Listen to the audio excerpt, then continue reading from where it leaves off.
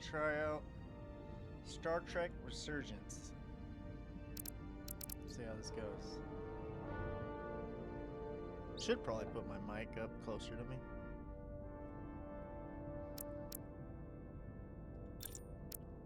Empty slot, empty slot, empty slot.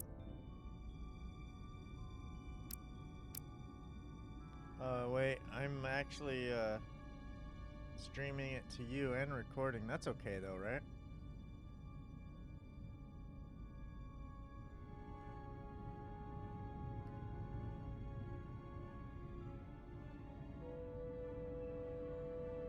I can turn the Discord off.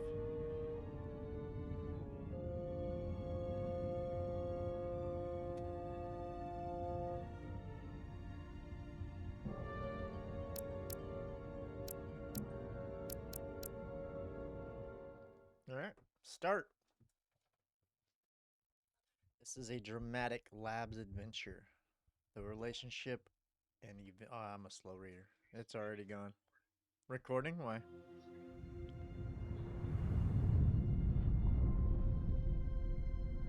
Yeah, that's what I was saying. It should be fine to, should be fine to... Huh? Captain's log, Yeah. Stardate 5...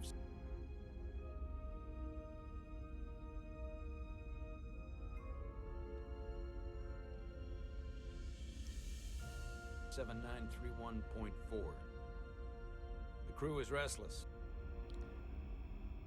After spending too many months piecing our ship back together, we're finally about to venture out on a new mission. And the crew isn't letting this unprecedented ion storm slow them down. They're ready for something different. I know I am. Perhaps more than any of them. Fortunately, nothing ever stays the same. It's entropy, the nature of the universe. Change is inevitable. And while entropy says order gives way to chaos, in this case, change is good. Guess I know this. Our new first officer is en route to the Resolute. Jara Rydek. I know she'll bring a welcome dose of new blood to the crew.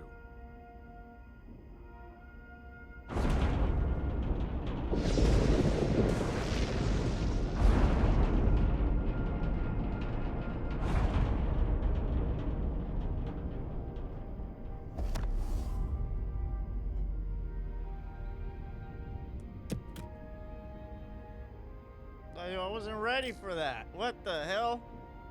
I didn't even have my hand on the mouse. I was watching a fucking cutscene.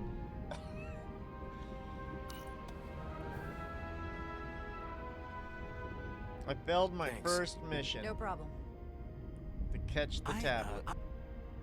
I'm not great with flying. But these little don't shuttles close your eyes. are the worst. But Stick around in Starfleet and you'll be sure to see worse than this. I have. and you're here to talk about it. In the flesh. That's good.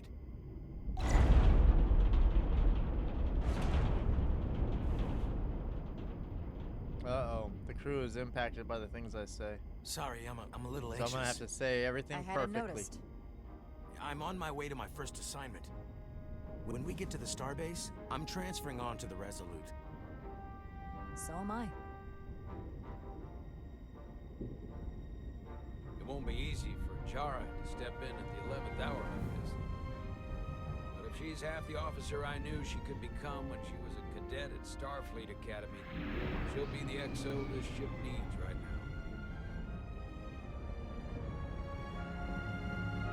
Alright, I will try not to talk when they're talking.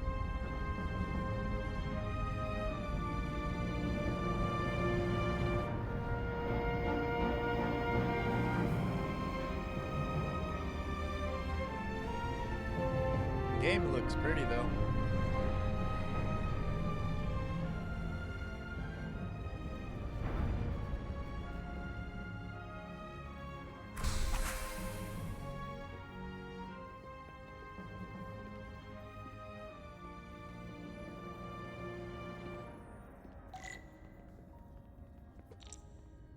Up. Time for me to move. Alright, alright.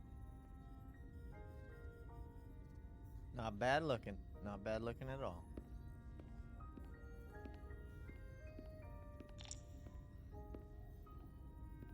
Ooh, can I get rid of the motion blur? Is there motion blur? Let's get rid of that motion blur. Nobody likes motion blur. Yeah, and VSync. We don't need VSync. Alright. Let's turn the music down a notch. Alright, that should be good. Let's see how that is.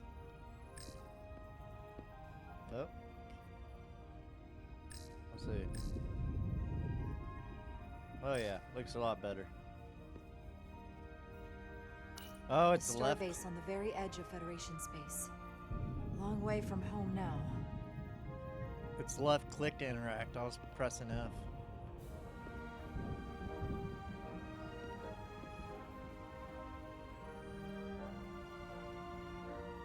Alright. We need one more thing to do. What the heck? No, I can play it with controller?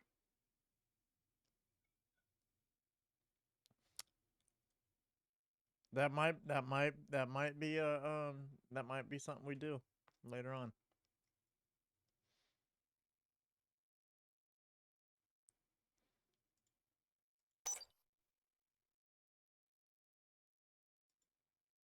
Alright, now I want to change the sensitivity a little bit. Camera sensitivity right here.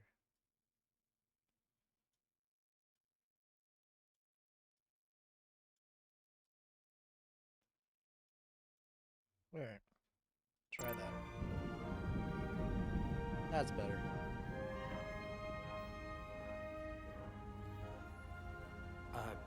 Commander?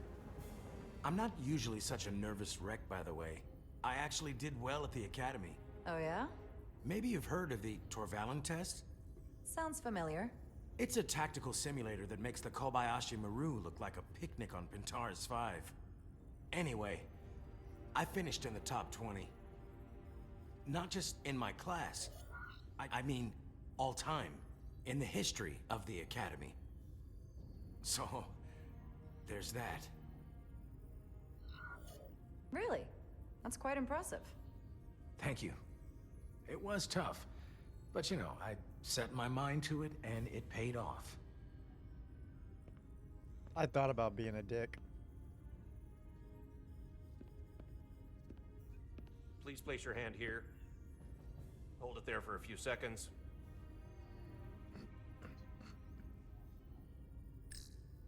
I guess I gotta get my fingerprints, huh? Make sure I'm not a changeling. Well, no, changeling. Welcome, Commander Rydek. Wait, you're Jara Rydek? You absolutely crushed the Torvalin test. You finished in what, like the top 3? That would be me. Now I'm really... It's an honor to meet you, Commander. Sorry, I didn't realize before. I just came off the shuttle and was glad to be on solid ground. The pleasure's mine, Ensign. Paul Calloway.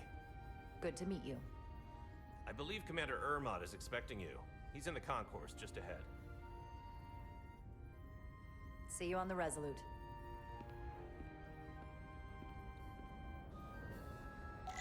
All right. Now, what I was gonna say is to check that, make sure I'm not a changeling, but changelings could actually probably get your fingerprints, but it would have to be a very skillful changeling.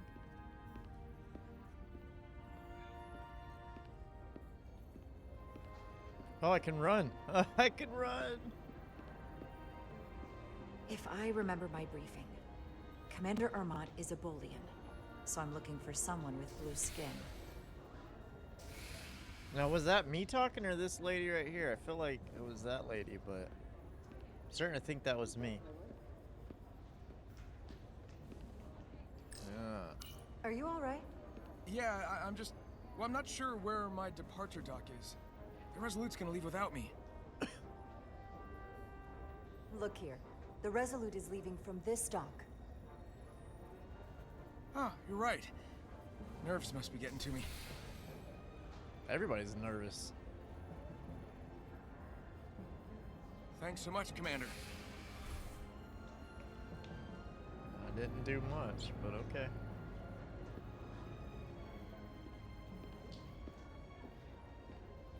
You having a fine day, ma'am? Yes? Okay, just give me the silent treatment, that's okay. Starbase 128 has 4 docks.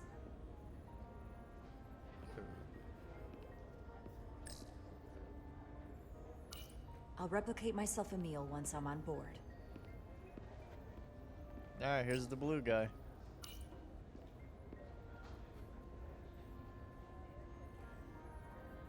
Welcome to the edge of the galaxy, Commander Rydek. I'm Commander Jan Ermat, Operations Officer on the Resolute. Commander? I hope there wasn't too much trouble getting here.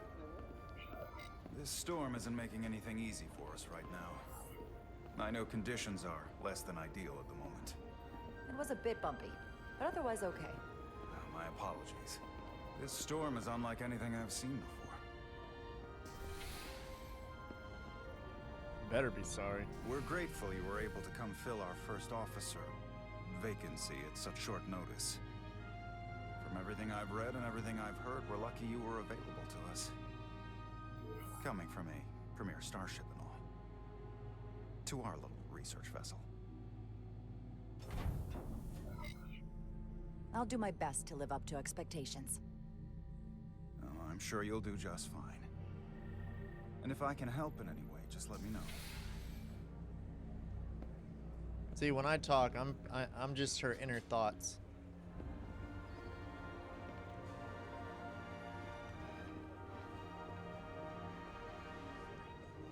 Damn! That thing is huge. The USS Resolute. She may not look like much compared to the bigger ships, but as far as science vessels go, she can more than hold her own.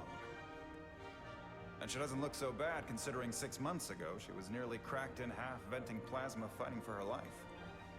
It was an accident? Equipment malfunction. An accident suggests fault, but no one's to blame. It was a planned test, but the warp core was pushed beyond its limits. It destabilized the dilithium, there was a runaway reaction, and the warp bubble deformed. We thought we could reach a higher resonant frequency, but it was more than she could handle. Cost us our first officer and 22 of our crew. At the end of the day, we're all responsible for each other. That's what it means to be a crew. I can't even begin to imagine what that must have been like for you. I'm so sorry for your loss. Thank you. It does weigh heavy. There are some things you can't forget. It's been 6 months. What's the attitude among the crew now? Unsettled. But I hope that a new mission will help them move forward. If not, move on. Listen. I realize you've known Captain Solano for quite some time. And I'm glad you're ready to bring your best. But I should warn you that when the captain announced you would be the new first officer, there were those who felt it was a mistake, that he should have promoted from within. So you might want to tread lightly at first. Until they come to value your contributions as much as he does. Thank you. Always good to have a sense for what you're walking into. I just thought you ought to know. I appreciate it. Starfleet has assigned us a high-priority mission to the Hotari region. I'll let the captain brief you on board. I know he's eager to see you. Will we be mission ready in time? We have every intention. The crew has been working around the clock to get the ship ready. There's still so much to do.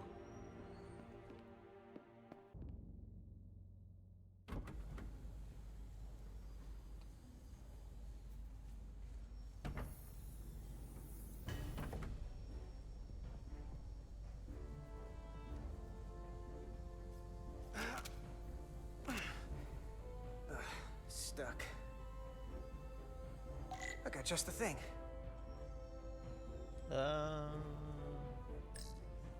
This.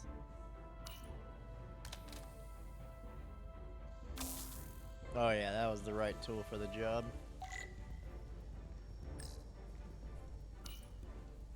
Okay, I need to up the sensitivity. I lowered it too much for this.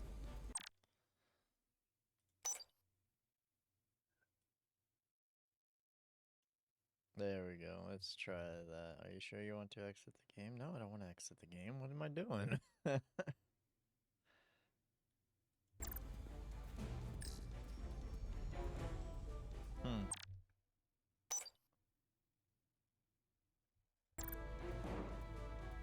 It definitely feels weird when you're controlling it.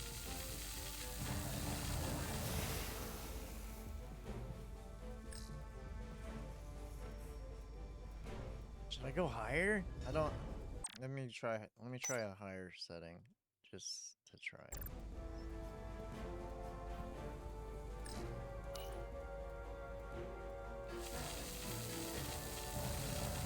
It's just with the mouse, you gotta keep pulling it, and so I'm lifting up and doing it over and just kind of swiping.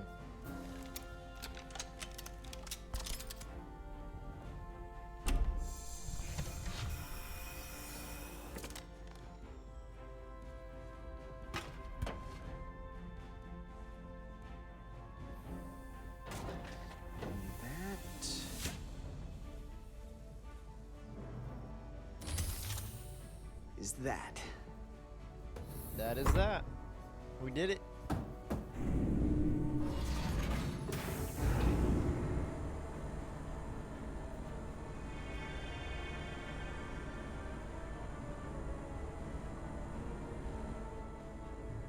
I thought that thing was totally fried.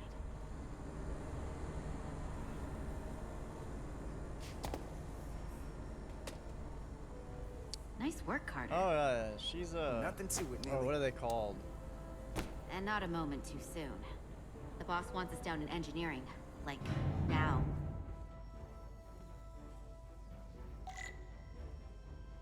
Trill. That's what this alien's called, the species?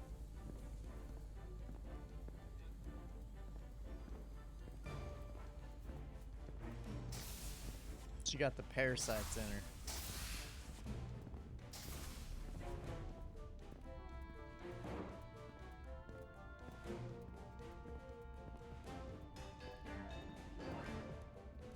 Oh, wow, whoa. That was awkward. I thought you were gonna talk to me and you just kind of gave me the cold shoulder. She about did it again. So wait, I just realized The I'm a... UXO just arrived. Won't be long before we get underway. I just hope whatever Chovak called us down for, it's something good. I can never tell with him. I'd rather not end up degaussing plasma manifolds. Hanging upside down makes me queasy. Orders are orders, Nelly. You know what they say? There are no small missions. Every expedition has a purpose. Even if we don't know what it is yet. Oh no, I skipped it, didn't I? Looks like we got here before. Lieutenant Commander Chovak. We were just looking for you, Commander. Petty Officers Ed Solar, Diaz. I was beginning to think you would be late. We are all hands on deck right now, which means if you are not at your post at the appointed time, I do not have someone to replace you. A point I have been forced to make to Petty Officer Edsolar on repeated occasions. Apologies for the delay, Commander. I do not want your apologies. Simply see to it that it does not happen again. Yeah, I wish I would have picked number So, I 2. don't suppose you wanted us down here to check in before we go off duty? Equip yourselves in EV suits to work on the exterior of the hull. I need you to tune the structural integrity field for optimal performance. The subspace distortions and ionic interference we are experiencing are preventing the proper calibration. But this ship must be ready to depart shortly, despite the storm. The precise nature of these disturbances are not fully understood, but many systems have been affected by the wide band of emissive activity. Whatever it throws at us, we'll be ready. We've got the best chief engineer in the fleet. I am a Vulcan, Mr. Diaz. Flattery is not necessary. All that I require is that you do your job. I try. Right now, that entails critical preparations, because long-range sensors show that these disturbances will be more severe at our destination, the Hotari system. You have your orders. Do not delay. Yes, Roger Commander that. Chovak. All hands on deck. Oh, what's that? All hands on deck. That's what Chovak said. You know what that means? It means this ship isn't ready to go out, and the brass know it. So they're throwing every warm body at it. And they're going to leave on schedule. Consequences be damned. You gotta have some faith, Nilly. Starfleet Command wouldn't send us out if we weren't ready. 6 months ago, I probably would have said the same thing. But this isn't just any old refit or any old relaunch. Oh, whoa. Excuse me. Asshole. A lot of new faces coming on board. It's gotta be tough coming as a replacement. That's for sure.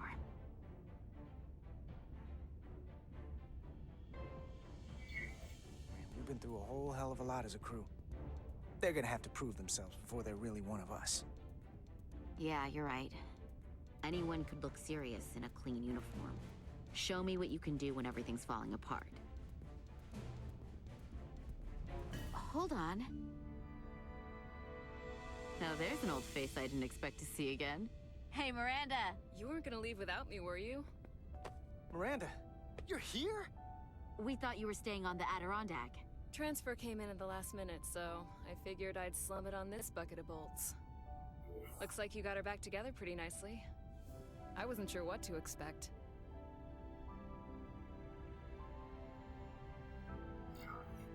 I'm gonna take the high road here, pretend you didn't say that, and welcome you aboard. He's a better diplomat than I am. He still owes me a bottle of Saurian brandy. Don't think I forgot. Oh yeah, it's coming back to me now. Maybe Carter can rustle up that bottle and we can give you a proper welcome. As soon as we wrap up this quick little spacewalk. Yep, I think I'm gonna go with controller. Here, let me help you. Thanks. So what's the word? Are you back in the security rotation? Yep. Still running with the usual suspects. Whoa. Good to go.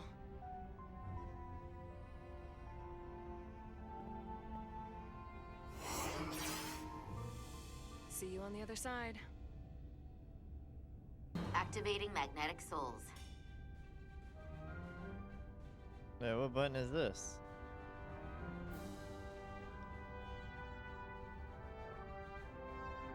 Oh, I gotta. Oh. I'm a dummy. I'm a dum-dum.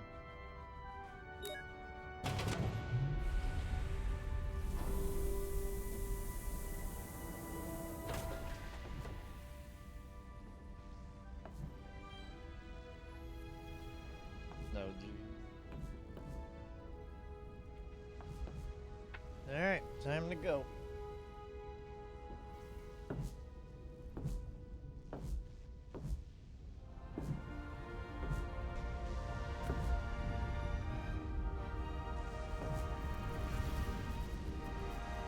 That view never gets old. Let's go.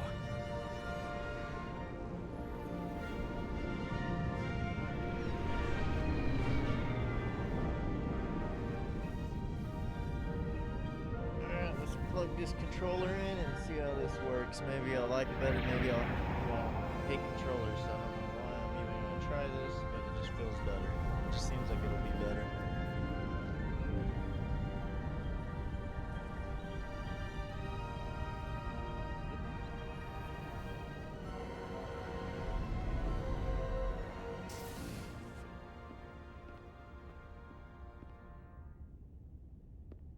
Captain Solano should be here momentarily.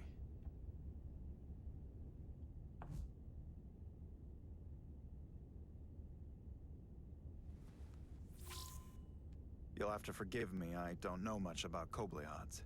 But my understanding is you need a steady supply of duridium to keep your cell structure stabilized, or bad things start to happen.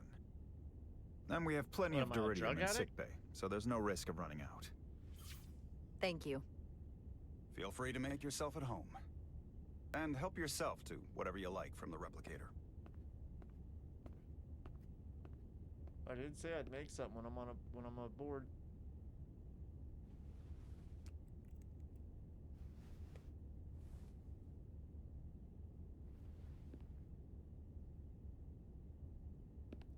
Ooh, controller works. Alright, cool.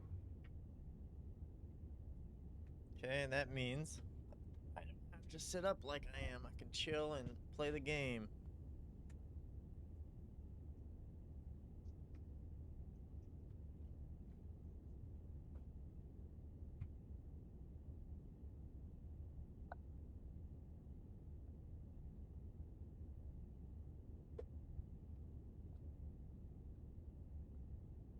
Alright. This is what I'm talking about. Dude, it's been so long since I've played with a controller. Uh-huh. Oh, this is too slow.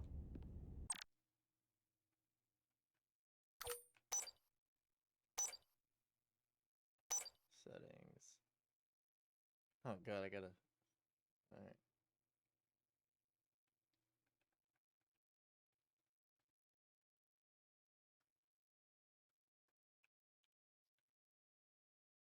B. Alright.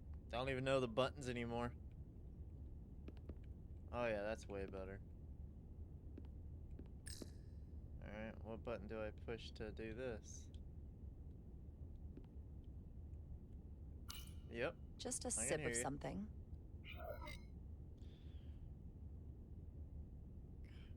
Decisions, decisions. I had to look Rack, at did you my... know? I had to look at the controller to figure out what buttons were what.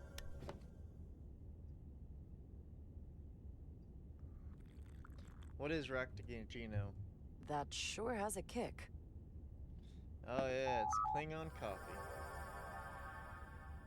That'll put some hair on Jara your chest. Rydek. Last time I saw you, it was graduation from the academy. You'd already secured one of the most prestigious assignments possible. And you were burning with enough ambition to fuel 7 trips around the Necrid Expanse.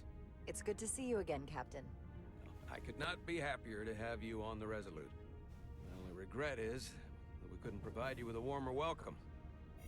The arrival of a first officer to her new ship deserves a bit of fanfare. But, unfortunately, we've had our hands full with the refit. That would be totally unnecessary. I don't need any pomp and circumstance. You've been here all of 5 minutes, and already you're trying to make us more efficient. I like it. As I'm sure you've heard, we've had a rough go of it these last 6 months. The ship suffered some damage, but not nearly as much as the crew.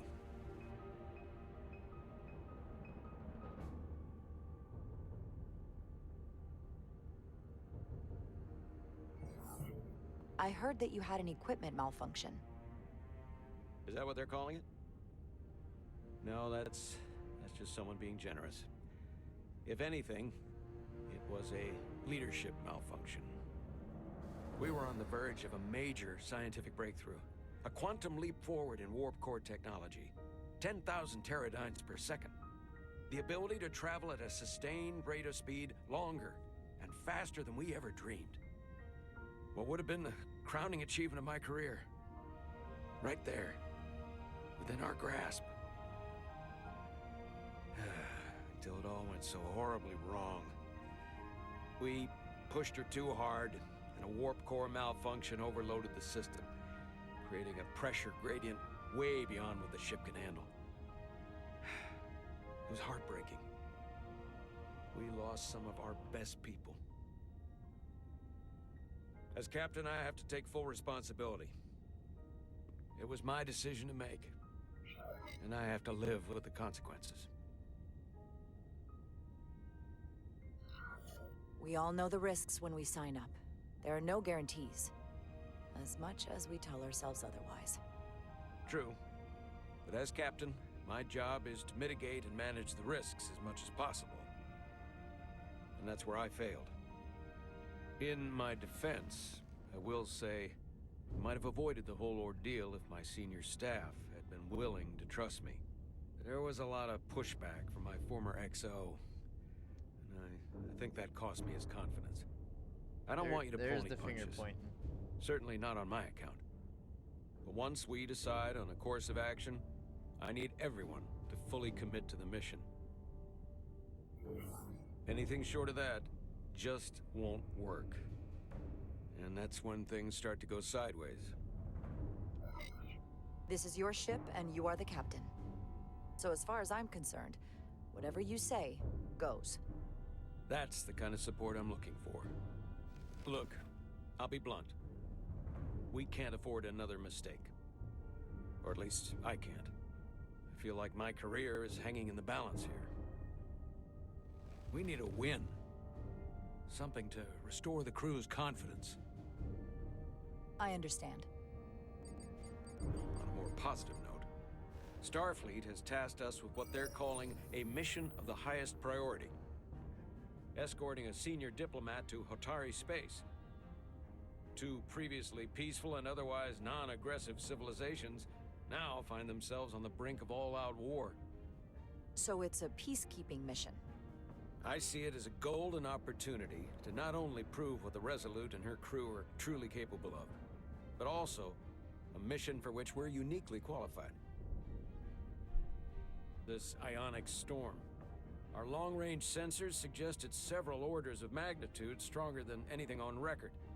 A total anomaly like nothing we've seen before. And you'll never guess where it leads. Hatari. Exactly. Very nearly in the precise location where we're headed. Where I imagine the interference will be exponentially greater. But the diplomat will brief us on the details of the rendezvous. Who is the senior diplomat we're escorting? That I don't know. Starfleet hasn't said.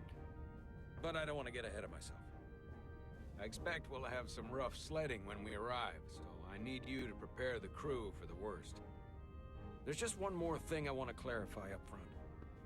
The metric that for me will be the ultimate measure of your success. What is it? If after serving as my first officer, you don't one day find yourself with a ship of your own, then I will consider it my personal failure. When that might happen is entirely up to you. But it goes without saying, you have my full support. It's been a dream of mine since before I can remember. So I would be honored to become a captain someday. As long as you're willing to do the work, you have my promise. I'll do everything in my power to see that it happens. Thank you. Come, let me introduce you to the crew.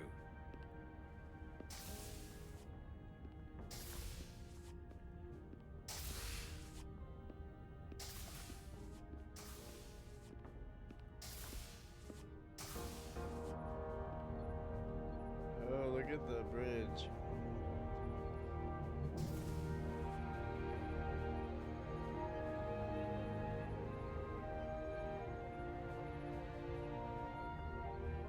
Everyone, if I could have your attention for a moment. I'd like to introduce Commander Jara Rydek, our new first officer. Some quick introductions. This is Lieutenant Handar, our helmsman, one of the best in the business. One of? Well, what he lacks in humility, he more than makes up for in ability. A pleasure to meet you, Commander. Likewise. Next, we have Commander Westbrook, our Chief Science Officer. I've come to rely on his expert counsel on a regular basis. Pleasure. Commander Rydek, it is such an honor to meet you. This is our Tactical Officer, Lieutenant Bedrosian, who's been looking forward to meeting you for about as long as I can remember. I've been following your career for quite some time. And I look forward to learning as much as I can from you. If anything, the honor is mine. Well, I have to admit, one of the reasons I've followed your career is because you're part Kobliad, because of what you've overcome. Starfleet stands up for people who can't defend themselves. And you were one of those people once. But since then, you've done so much to protect others who need it. I really admire that. So, you've been something of an inspiration to me. Not that I've done anything close to what you've done, but you definitely set a standard to strive for. You really do know a thing or two about me. I'm glad I could inspire you, but it's important to chart your own path. Thanks. You can count on it. And then, of course, you've already met Commander Ermont. Please, do everything you can to make Commander Rydek feel at home here. I'll be on the starbase. I have an urgent meeting with the starbase commander to get our authorization to get underway. If they drag their feet any longer, we won't make our rendezvous. The bridge is yours.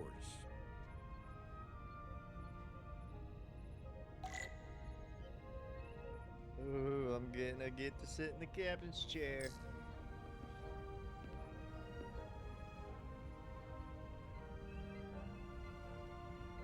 I thought the captain's chair would have been on the left. So the first officer sits on the left of the captain, facing him? Huh. Commander, Chief Engineer Chovak needs to lower the structural integrity field. He's sent a crew out to recalibrate the emitters in response to the danger posed by the storm. We just need your go-ahead. Permission granted.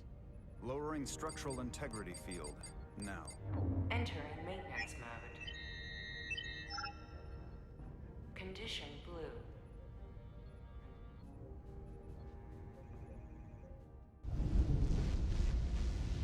The storm is getting worse. Looks like they turned off the Sif. Great. Let's get to that emitter. I was gonna say, wasn't I out in space and then never got to do it?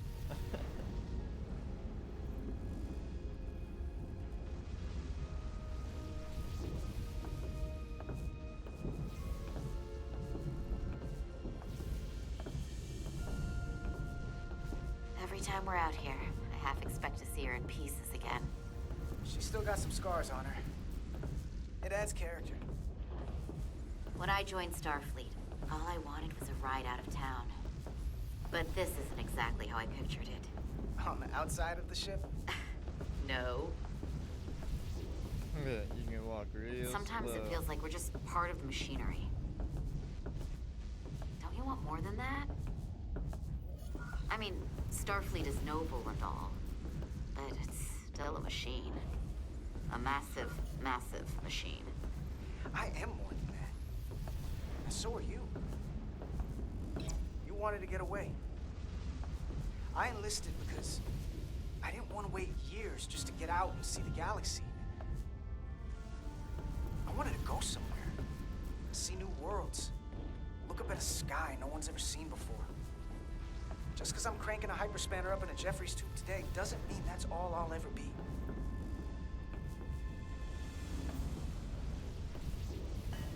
Diaz to Commander Chovak. We are at the Sif emitter. Acknowledged.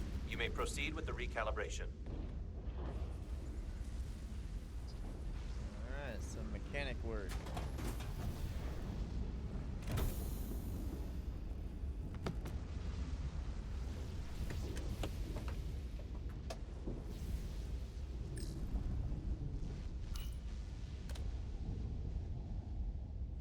Beginning recalibration.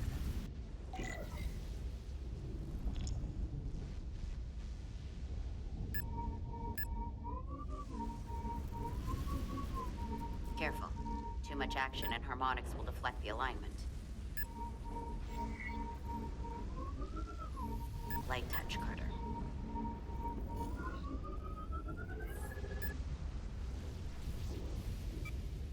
Looks good. That wasn't so hard. I had no idea what I was doing.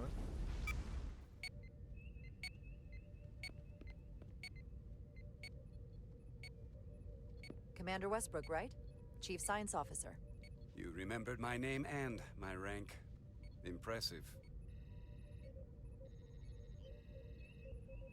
Yes, I'm the Chief Science Officer, and I have the dubious honor of being the most senior officer on this bridge. I know this ship inside and out. Better than just about anyone. You seem to think very highly of yourself. With good reason.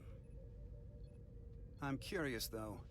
A Kobliad, or half in your case, is an odd choice for First Officer, given your vulnerable condition and all. But if, as an example, we found ourselves in a hostile situation, and you were suddenly incapacitated because you needed an infusion, what would happen then?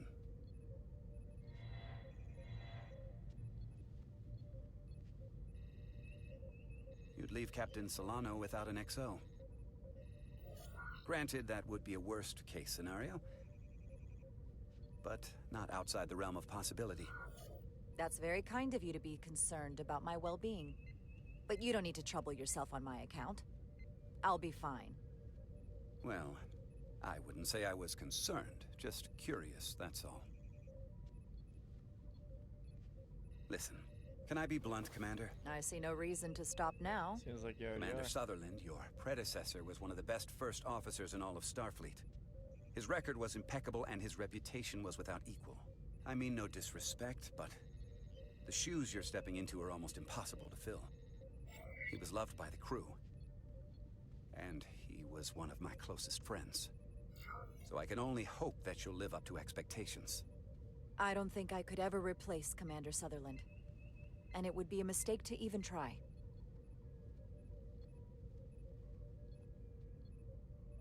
Seeing as Captain Solano is on the starbase, let me give you an update on this ion storm we're flying into. It's unusual, unlike anything I've ever seen. At the moment, I can't tell you if the Resolute will shrug it off or if we're putting ourselves at risk. However, if we learn more about its patterns, its nature, we can come up with a scientific countermeasure. Just a moment.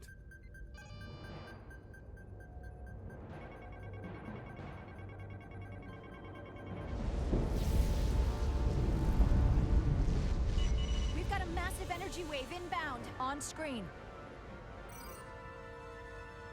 Oh shit. Tracing its trajectory. Starbase docking clamps are holding. The storm's emissions are fluctuating, coming in waves. And if my projections are right, we're about to get hit by a wideband burst of ionic energy, like a tsunami. I'm reading power abnormalities all over the ship.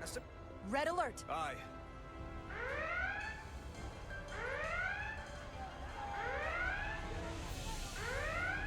Evacuating main gangway and retracting. Putting sensor visualization on screen. With the structural integrity field shut down, we can't take a direct hit. Time to impact. 1 minute. Shield systems are severely impacted. We have limited protection. I need every available solution. What are our options? We can weaken the impact of the storm with a deflector pulse. There's a better way. I'm sending all auxiliary power to the deflector dish. Send the aux power to the shields. We can't reactivate the entire shield bubble, but it's a directional threat. So we can orient all we have towards the wave. You have to believe me. We only get one shot at this. We can't afford to get it wrong. That's right, which is why we need to send power to our shields. Bedrosian, get those shields up. Rerouting power to shields. Stand by. I need a heading. We've only got one shot. Understood. On my command.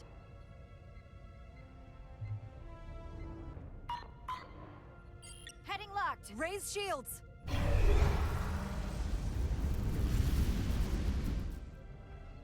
This is it! All hands, brace for impact.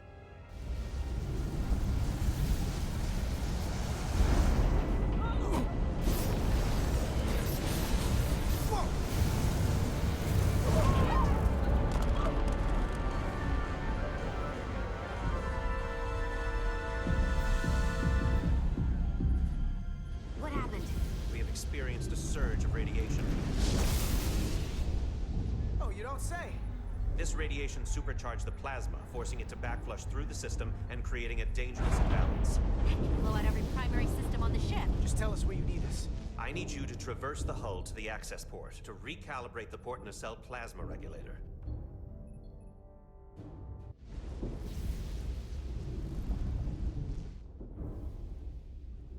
We've reached the first access point. Understood. Do you see the override for the level 1 failsafe circuits?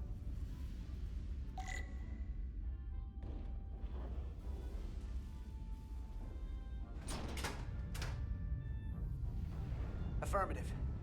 Engage the override. It should allow us to stop the EPS flow to the warp engine without triggering an automatic core shutdown.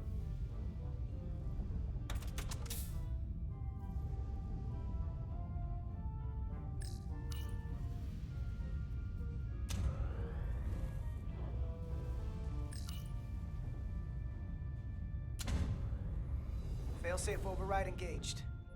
Are you sure? I am registering some crosstalk in the bypass circuit. We need to route the signals so they don't interfere with each other.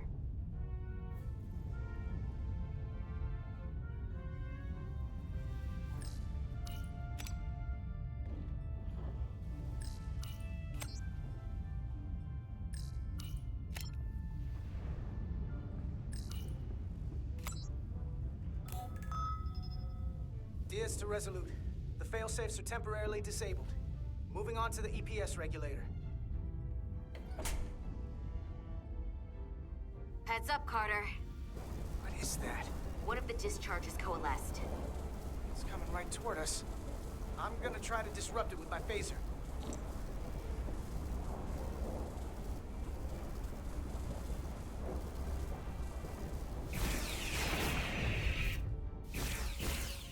Ah, cool.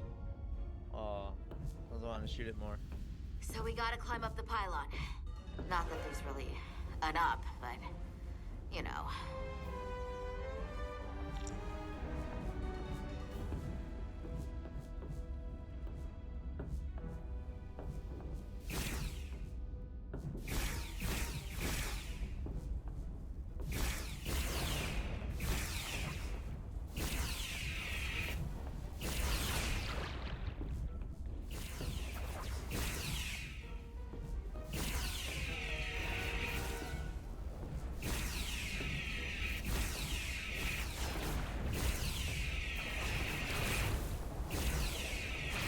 Yeah, the mouse would have been better for these kind of.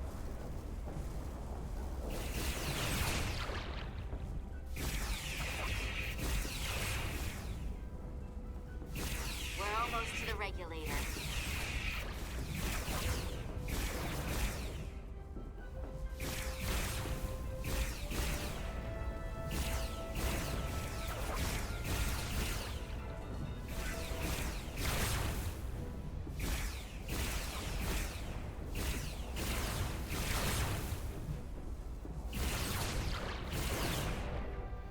We're at the regulator. Opening the access panel. And now halting the EPS flow to the port nacelle. We have little time before it causes an overload in the engine. You must work efficiently.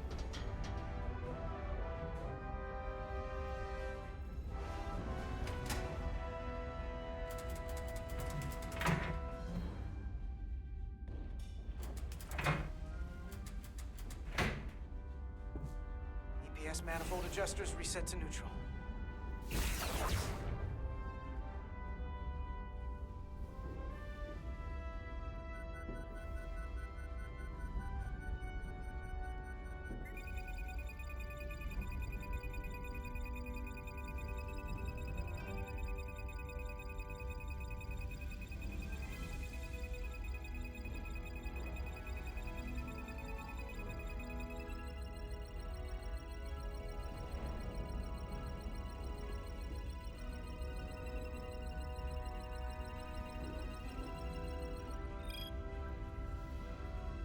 EPS lines to the port warp engine are back in balance.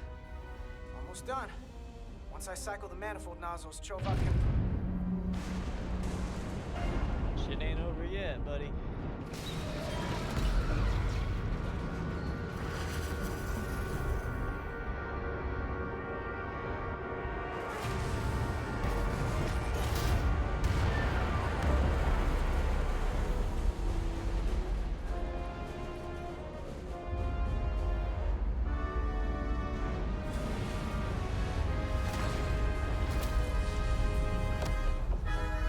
Get down!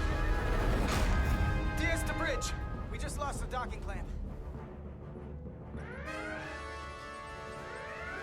Still debris coming down. Hull vibrations, too. We can't finish the EPS regulation in these conditions. Please advise. We have to release the ship from that other docking clamp or the hull will be ripped apart. There's a problem. The clamps are supposed to disengage automatically in an emergency, but it's not working. Not working. What are our options? The docking clamps are fitted with exploding bolts for an emergency release. We've got crew out there. That'd be like setting off a bomb next to them. Maybe there's another way. Starbase is hailing us. Put them through. Resolute, the remaining mooring arm is failing. You need to disengage from the starbase now. The damage to the station will be catastrophic.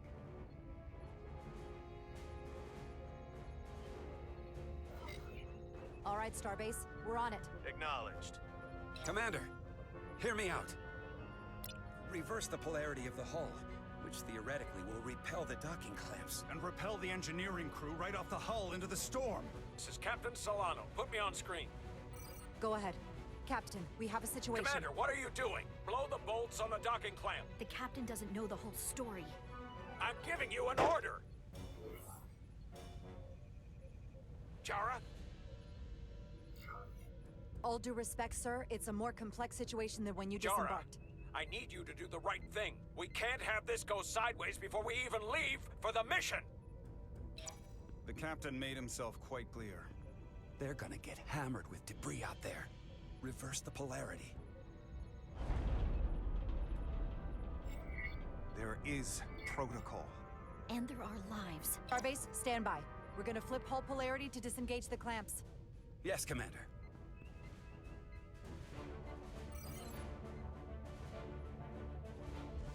Repair crew, this is Acting Captain Jara Rydek.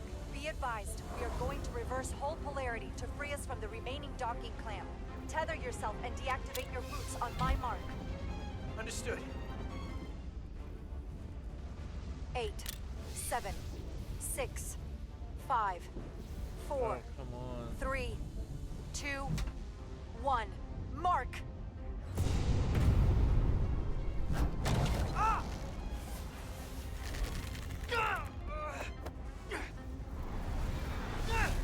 Grab my hand! Bro just got cut in half. I got you. Thank you. Plasma imbalance is reaching critical condition. We are moments from primary system failure. I got it.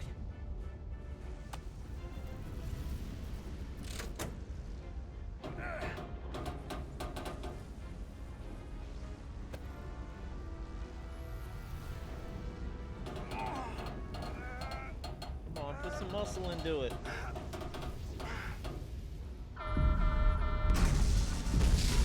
Was I supposed to do something else?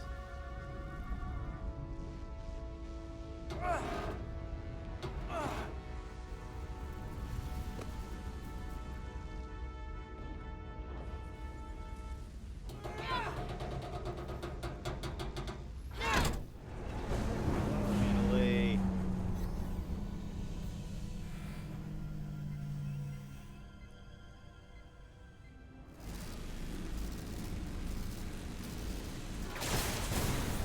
Look out! Oh, crap. I got you. Petty Officer Edselar's hurt and unconscious. I'm gonna have to tow her back to the airlock. Mr. Diaz, the situation has changed. You are at risk of triggering a substantial electromagnetic arc if you approach the main hull the way you came. But Commander, the way we came is the nearest airlock. There's an auxiliary hatch near you on the far end of the pylon. You must bring Miss Edselar there to access the interior. Roger that. Going there now.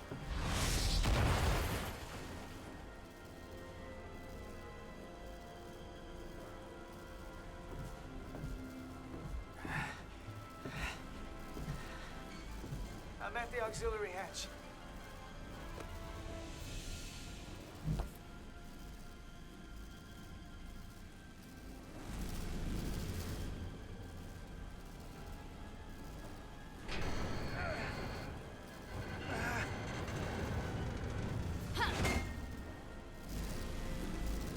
You go first. What?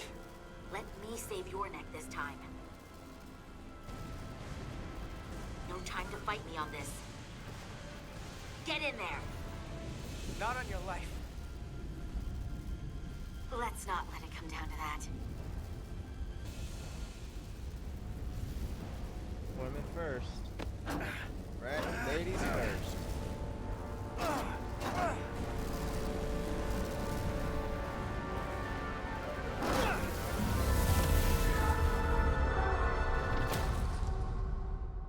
Did I not do it in time?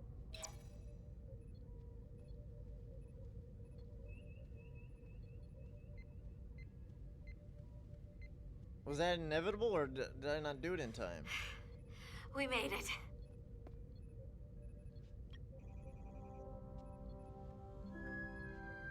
They're safe, bringing the Sif fully online.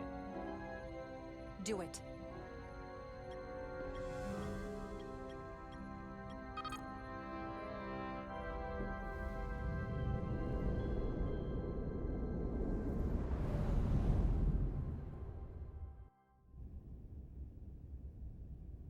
Price of duty.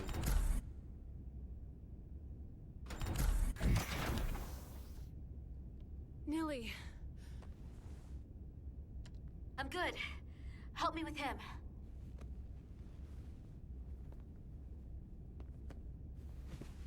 Let's get this off. Medical. Got one wounded at my location. Carter. You don't look so good.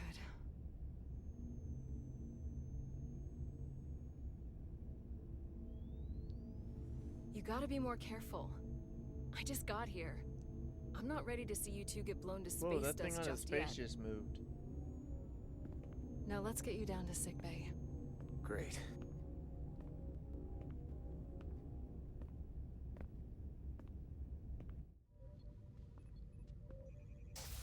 Status report. The repair crew made it inside. EPS flow is back to nominal levels. The SIF is back up. How does this affect mission readiness, Mr. Ermot? Releasing the docking clamps using hull polarity minimized damage to the Resolute.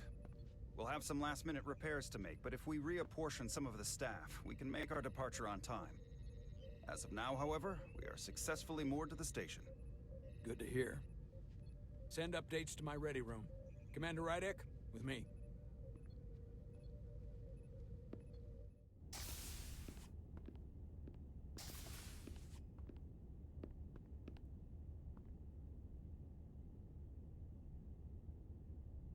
He's mad.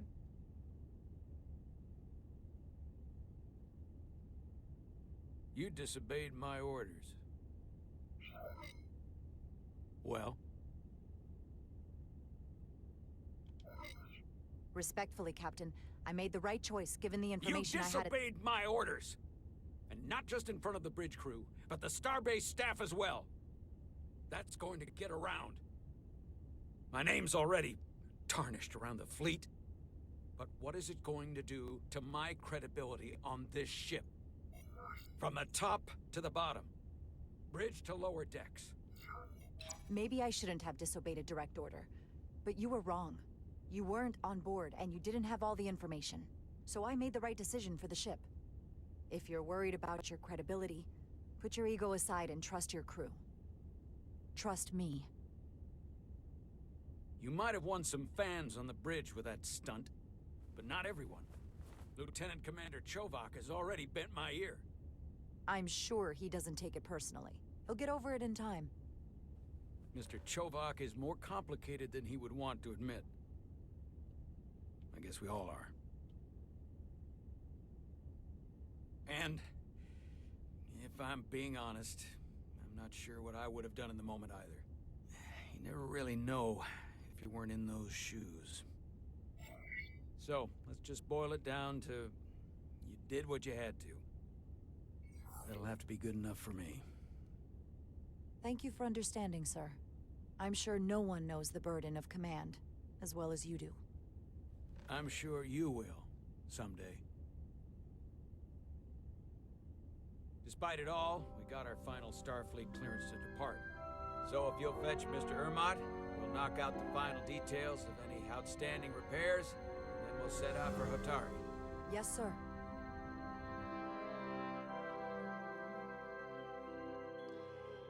think I made the right call.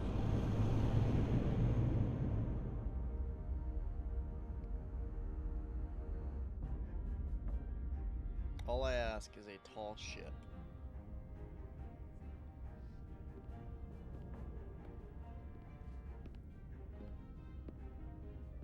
All departments reporting full mission readiness. We've got our full complement on board. This is my favorite moment, right now. The start of a new mission is always full of possibility. The Orion Syndicate could sell it as a drug. Don't let the Admiralty hear you say that. Told you she was a drug addict. Captain on the bridge. Sit. Sit, everyone. You all know, I'm not big on speeches. We're embarking on the first mission since our refit. Let's make it a good one. Disengage docking clamps.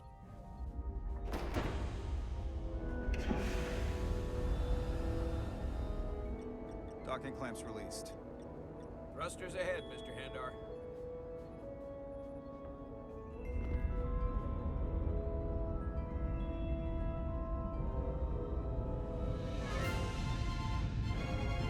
Finally off.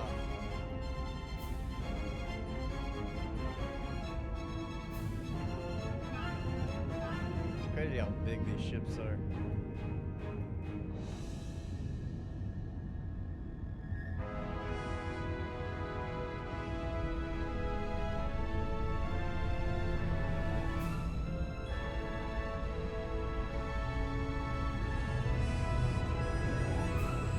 That should do it.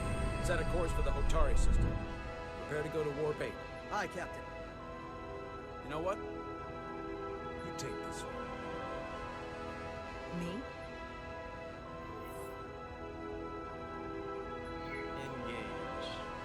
Engage. Engage.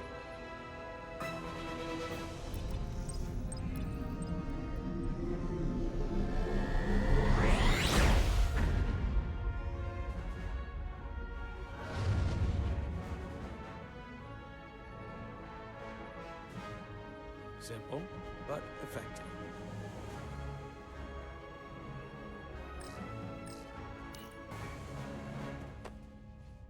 Easy.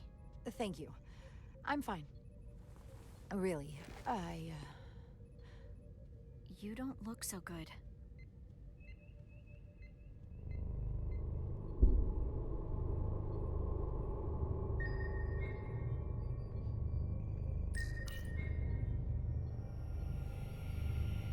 I have to get to sickbay. Go.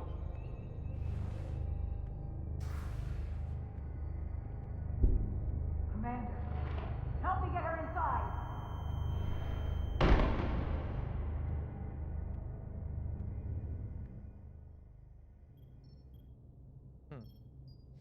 Yep, she needs her drugs.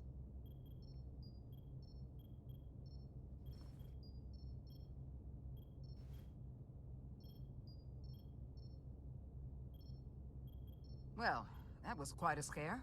A few minutes more and it would have been one of the shortest tenures on record for a first officer.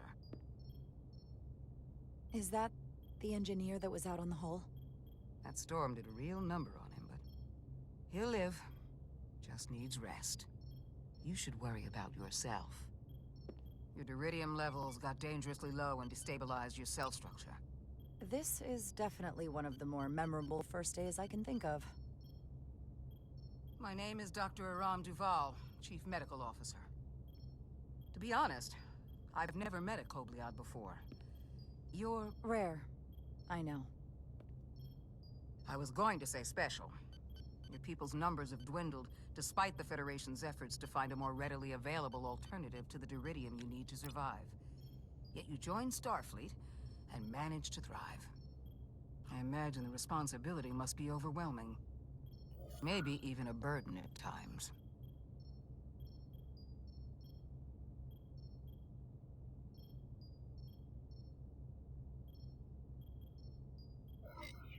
I know what it means. And I know the responsibility that comes with it. But I can't be anything more than who I am. And if someone has a problem with that, or expects something else, then that's their problem, not mine. That's exactly right. And don't worry, I won't treat you like a science experiment. I just do the science and leave the experiments to Solano. You don't agree with his methods? I don't agree with his definition of acceptable risks. Not when the lives of your crew are at stake. My professional opinion is that the accident took a toll. More than he's willing to admit. He's overstressed, operating in the pressure cooker of his own mind. Which is never a good headspace when the lives of your crew are at stake. What concerns me is that now he's even further away from the thing he's been chasing his entire career. Breakthrough discovery. The major innovation. Something he can put his name on. But the more the time passes and the further out of reach it gets, the more risk he'll be willing to take. I hear you. But that's my job, isn't it? To make sure that doesn't happen. And we don't lose sight of the bigger picture. Which is exactly why I'm so glad you're here. We need you now more than ever. And I have to give you credit for what happened on the bridge. It took guts to defy a direct order. Huh. I guess word travels fast around here. It's a small ship. And everyone's curious about the new XO. Fortunately, your cell structure's almost completely stabilized. And I'll spare us both the lecture, but I do feel it's my responsibility to remind you, without regular infusions of Duridium, you will not live. It's as simple as that. Understood. Then, my work here is done.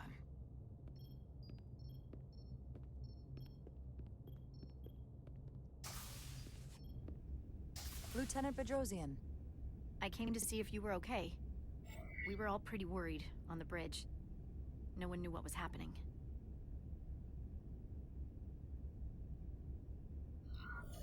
I don't want anyone to worry. This is just part of who I am. It doesn't define me. Of course. I completely understand. And I would probably feel the same way if I were you. You trusted me earlier with the shields, and I appreciated that. I want you to know that I have your back. Thank you.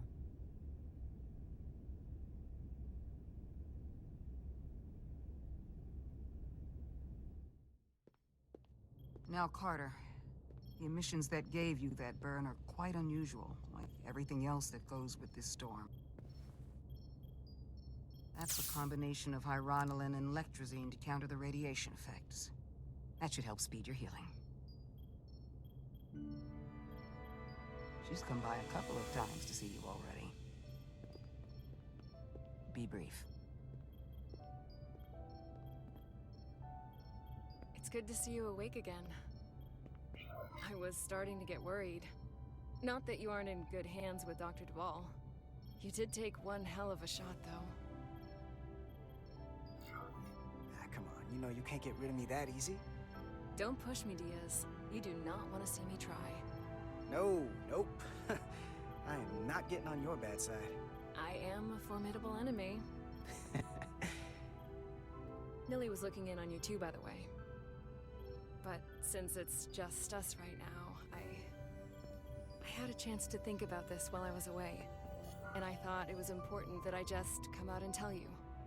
Instead of tiptoeing around it. Or worse, leaving it unsaid. Wait, are you angry at me or something? Oh, no, not that. I'm sorry. I'm probably making too big of a deal here. What I'm trying to say is, we've been really good friends for a long time. But I got back here and I couldn't ignore it anymore. I want to see if there's more between us than just being friends. Oh, I don't know. I think the other girl he should hook up with the other girl. Dang it. You don't have to explain it. I feel the same way. There is something between us. So, do you want to find out what that something is? If it's there for you, and it's there for me, why not give it a try? We don't have to put too much pressure on it. Let's just see where this goes. I like that. Definitely felt some pressure coming down to see you. Sorry to interrupt, but The patient needs to rest, if he wants to get back to his old self. Of course. I'll see you again soon. Okay, that was like a awkward hookup right there. I kind of wish I would have turned her down.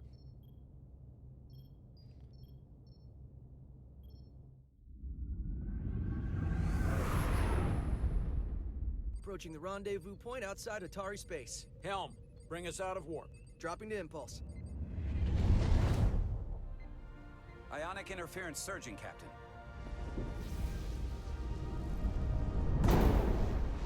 Shield integrity holding. We can take it. We are at the correct coordinates to meet the shuttle. Commander Rydek, find us our diplomat, if you will. Aye, Captain. Let's reduce the noise. Filter out environmental signals. I can manually tune what's left for Federation signal types.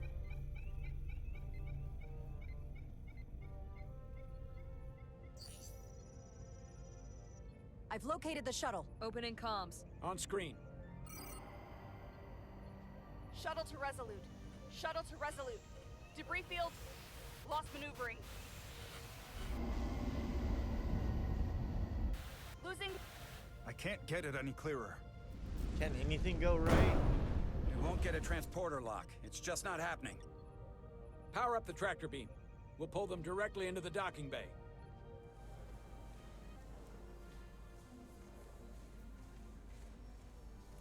Diaz, you good to run the tractor emitter? Yes, sir. You sure?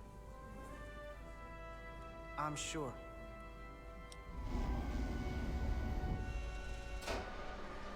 Come on, Diaz. First thing, lock onto the shuttle and stabilize the rotation.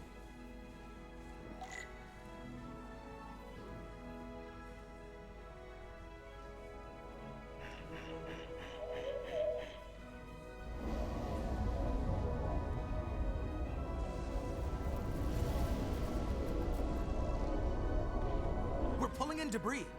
I'm on it.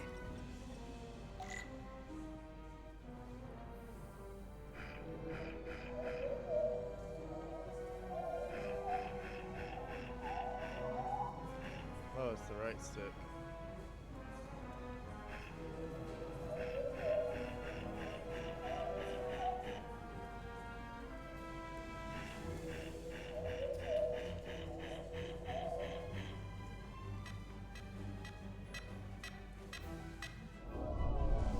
What the heck?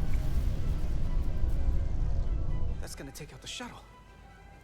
Diaz, the bridge. What? There's a large piece of debris headed for the shuttle. The tractor beam can't handle it. Can our shields take it? I believe so.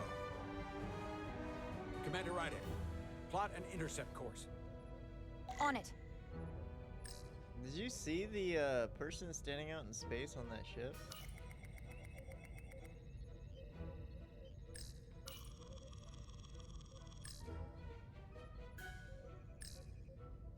What the heck do I do? Oh.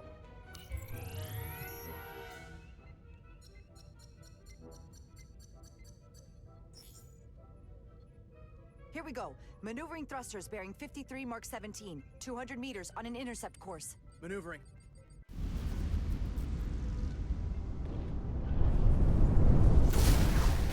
Got it. Whoa! Someone's working hard on the bridge.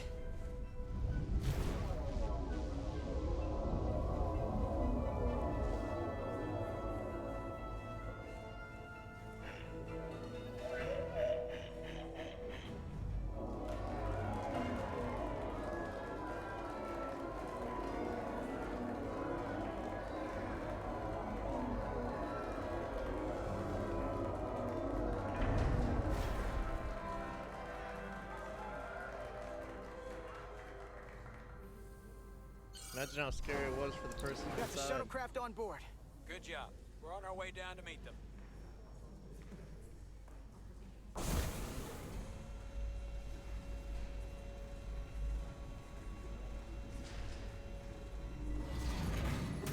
Terra firma, so to speak. The Spock? Ambassador Spock. Wow.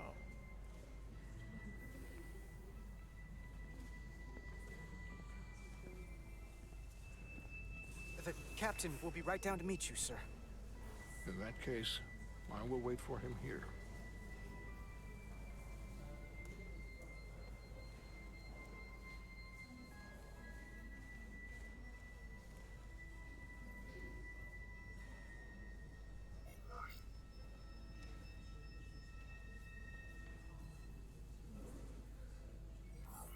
Well, let me be the first to say, welcome to the Resolute, Ambassador. Thank you, Petty Officer... Carter? Carter Diaz, sir. I am pleased to meet you, Petty Officer Carter Diaz. It appears I have you to thank for my safe arrival. But your assistance arrived not a moment too soon, if I may say so. You're very welcome, sir. I'm glad we could get you here in one piece. Indeed.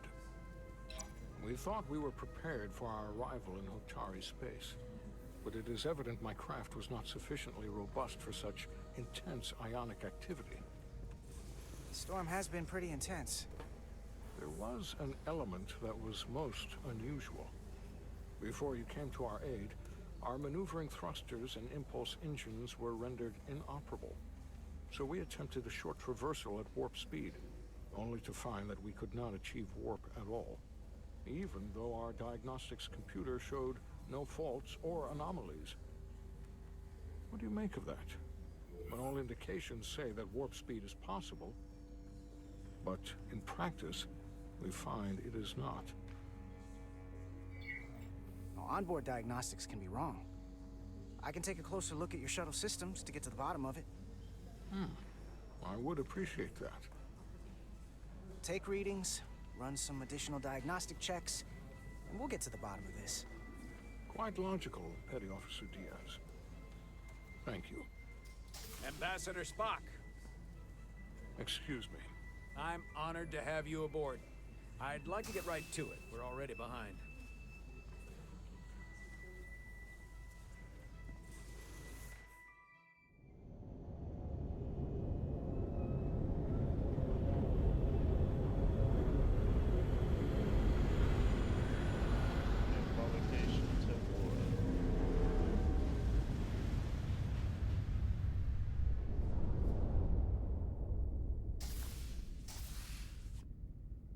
Ambassador Spock, my senior staff.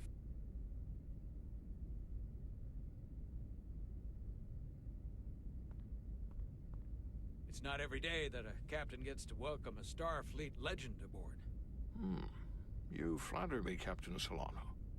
But legend implies the past tense, whereas I am very much focused on our present circumstances. I didn't mean to suggest you were stuck in the past. You're right, Ambassador. Not the most diplomatic choice of words. Your experience comes from the past. But our present situation calls for it. True enough. We were hoping you could fill us in on the details. We got the basics from Starfleet. Two formerly peaceful neighbors are now on the brink of war. Indeed, and the tension between them grows fiercer by the hour.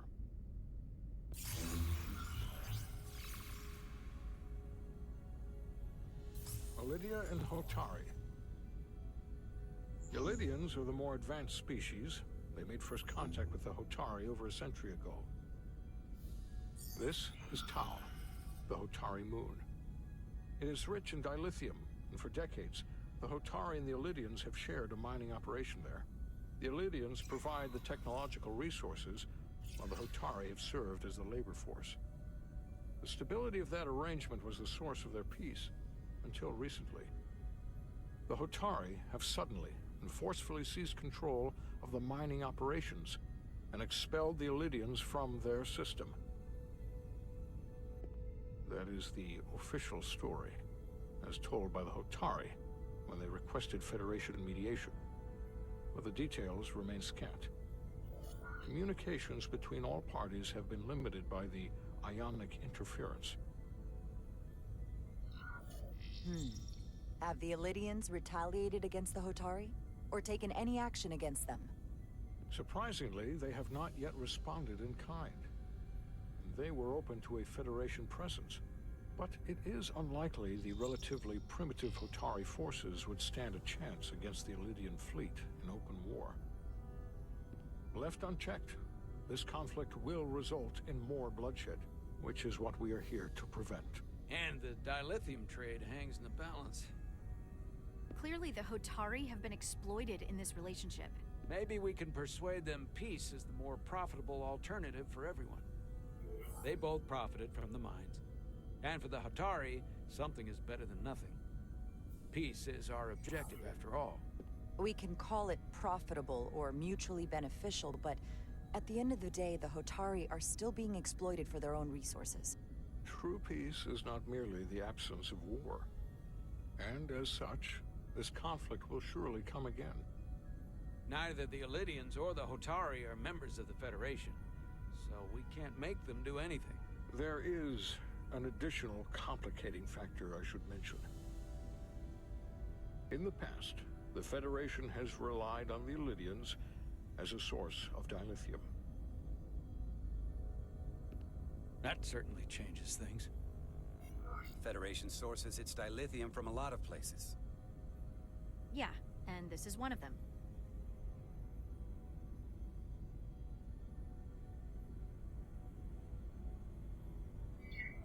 That means the Hotari have no reason to trust us. I wouldn't go that far, Commander. We are completely neutral in this matter, on neither one side nor the other. Any suggestion otherwise would compromise our position. Given the Federation's involvement in the Illidian dilithium trade, Captain Solano and I must make every effort to appear neutral in these negotiations. What worries me is if this whole thing unravels, and we're at the mercy of the storm at less than full strength. We can't let it come to that. Considering what the ion storm has done to our ship, and the Ambassador's shuttle, we have to assume the Illidian fleet has had problems with it as well. This recent surge in the energy disturbance temporarily levels the playing field. Commander Westbrook is correct. The energy anomalies around the Hotari systems have been noted in the past. But they have never been observed on the orders of magnitude we have seen in recent weeks. That may answer why the Hotari were able to strike back after so long. They finally had an opportunity, and they took it. That would also explain the Illidians' restraint. And reason to learn as much about the energy anomaly as we can while we are here. We do not want to be caught at a disadvantage of our own. So I trust we understand our circumstances. We're operating on a strict timetable here, and we're going to be leaving for the negotiations shortly. Commander Westbrook, I want you to leverage our systems to investigate the anomaly from here while we're gone. Aye, Captain. Thank you all. Dismissed. I want to speak to both of you privately.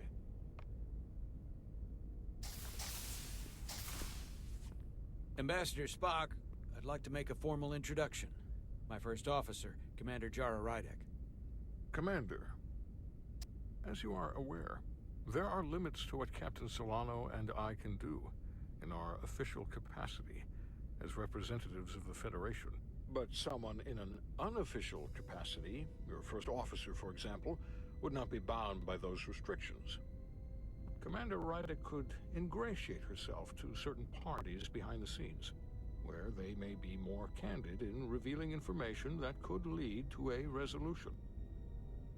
She certainly goes her own way. Maybe that helps in this case. It would be unconventional, but I'm not opposed to it. I'm perfectly happy to work outside the lines.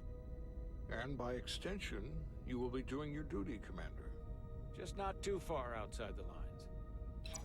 Well, I hope Commander Rydek will have more luck finding out what really happened than we will through official diplomatic channels. The fate of the negotiations, the interests of the Federation, and the prospect for peace may very well depend on it.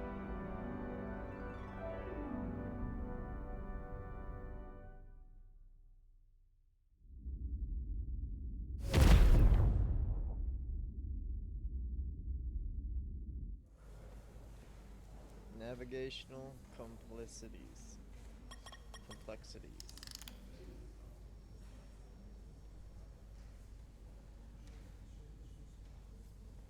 Mr. Diaz, I understand you have already discussed the warp drive failure with Ambassador Spock? I have. It is imperative that the Ambassador's shuttle be flight ready. I need you both to ascertain the root cause of the system failures he encountered. I'm surprised, Commander. I thought you would have wanted to work on Ambassador Spock's shuttle yourself. I respect the Ambassador and his many accomplishments, but I do not derive any satisfaction from interacting with his shuttle as if it were somehow transubstantiated through its association with him. Especially when I have the entirety of this starship to concern myself with. I am not the chief engineer of this shuttlecraft. The Ambassador asked me to take a look, and I'm ready to crack this thing open. Good. You could learn from Mr. Diaz's focus. I'll take notes. Then I will leave you to it. Make note of any abnormalities in your report. Carry on. It seems like he's warming up to us. Yeah. Even Chovok has to look at that face and know you've earned some real respect. And I have to admit that I owe you one. You were right to make me go first. I don't know what I was thinking. You've pulled me out of trouble how many times? Call it even. Okay. At the very least, maybe I can track down that bottle of Saurian brandy you're still on the hook for. But first, we have work to do. So you should be trying to get with her. Ready to go? All set. Let's run the diagnostic.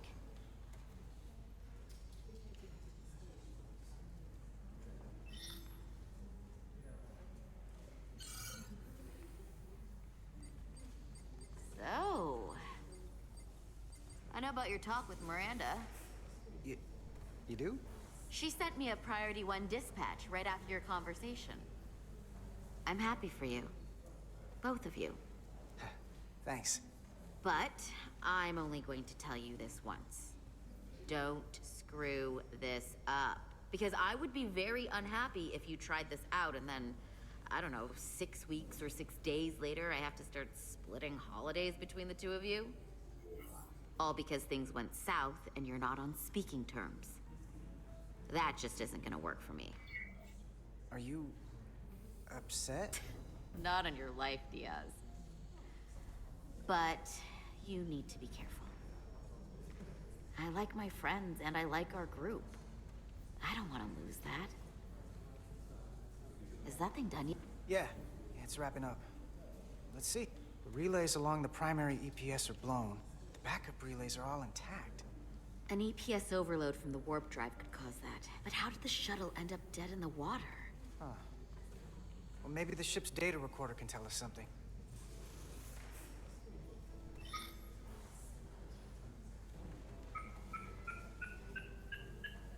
Here. They were only about 8 minutes from their plotted warp point. No faults, just those warnings. What are they?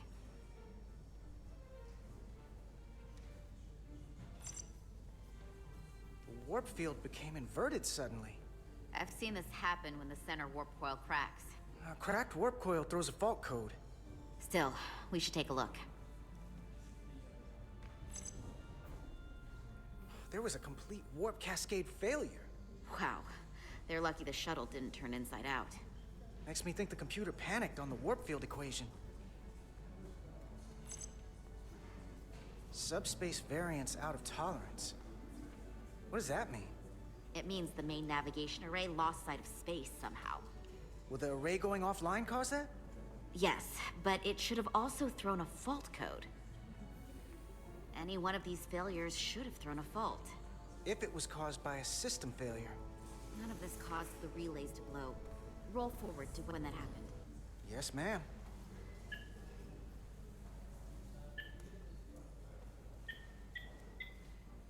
So here, they take a moment to get their bearings and they attempt to re-engage the warp drive. There. That's the relays blowing.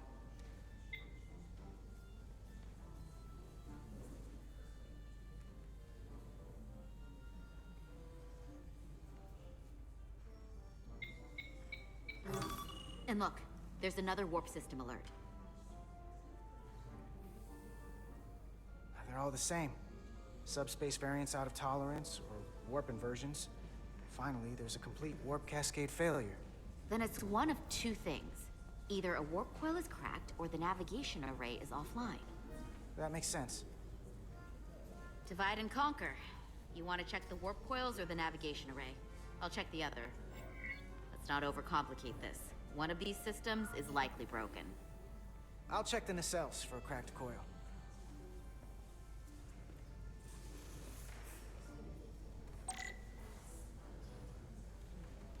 Your tricorder can record and analyze data. Looking through it will reveal the unseen.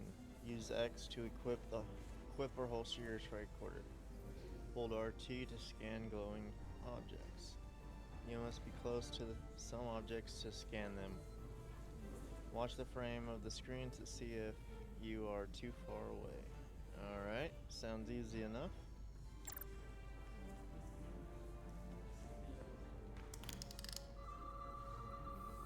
Oh, what the hell?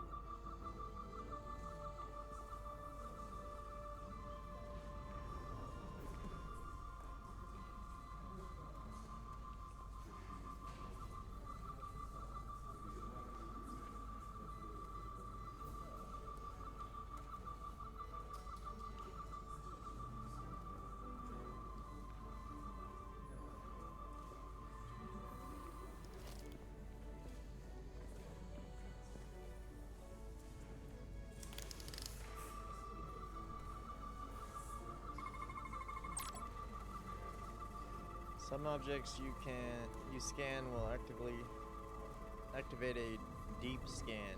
During a deep scan, use LB or RB to switch between different scan modes and search for glowing objects. The mode indicators on the tricorder will blink if there is an object to find in that mode. When you have scanned all objects, the frame will change colors. Hold LT to analyze the data and finish the scan.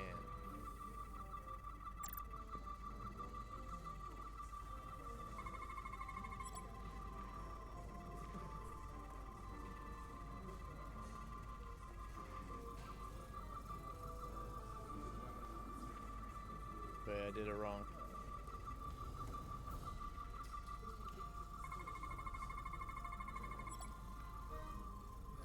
Center coil guide through its focal event maintaining.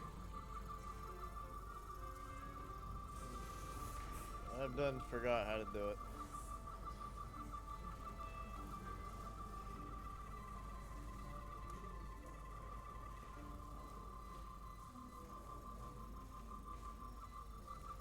Oh, there we go.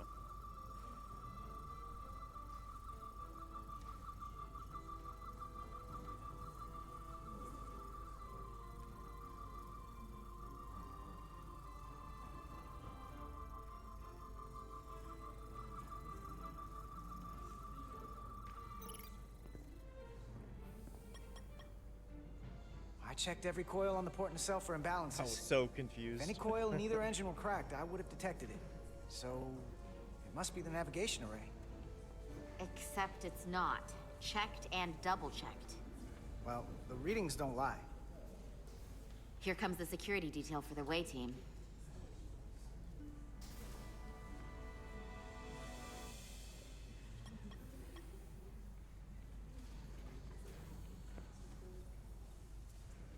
Hey.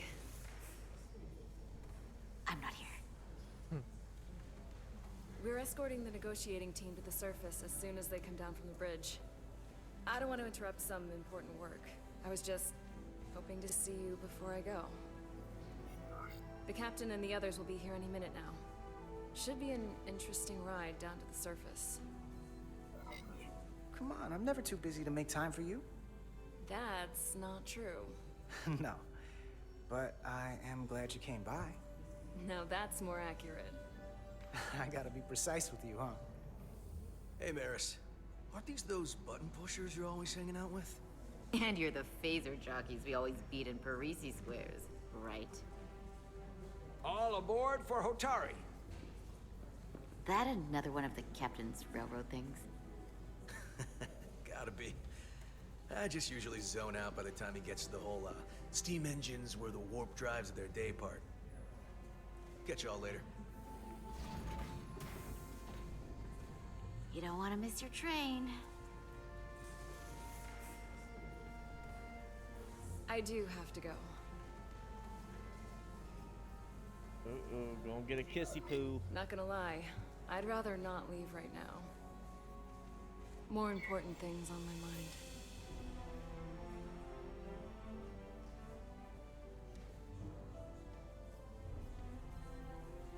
Words didn't feel right. That was nice. Yeah, it was. Save some of that for when I get back. You've got a deal.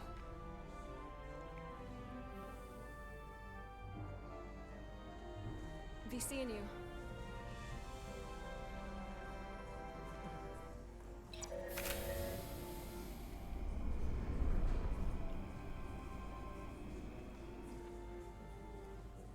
Etzelarda Diaz. If you could float back down to reality, we still have a ways to go. All right, where were we? So, the warp coils in the navigation array are fine, but the nav computer doesn't seem to think so. I'm out of ideas short of field stripping the shuttle from bow to stern. You wanna take this out of the shuttle and throw it on the bench? Oh, real hands-on maintenance. I like it. Okay, the nav computer is patched into the ship. The ship's computer can double-check our work.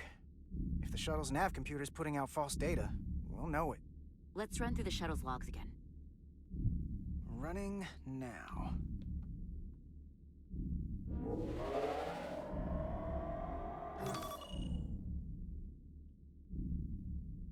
Same. Warp field inversion and a cascade failure. However, the Resolute computer doesn't show the same subspace variance. We're in the same conditions that the shuttle was in when it failed. Why wouldn't the ship's computer get a matching result? What if the subspace variance was a momentary occurrence? That's a possibility, and it would explain why the simulation under our current sensor readings failed to reproduce the issue. But a subspace anomaly strong enough to cause a warp field collapse would leave graviton ripples for days. Let's run with the momentary subspace variance theory for now. Roll forward to the shuttle's attempt to re-engage the warp drive. We need the conditions of space around the shuttle at the moment of warp failure. Resuming simulation.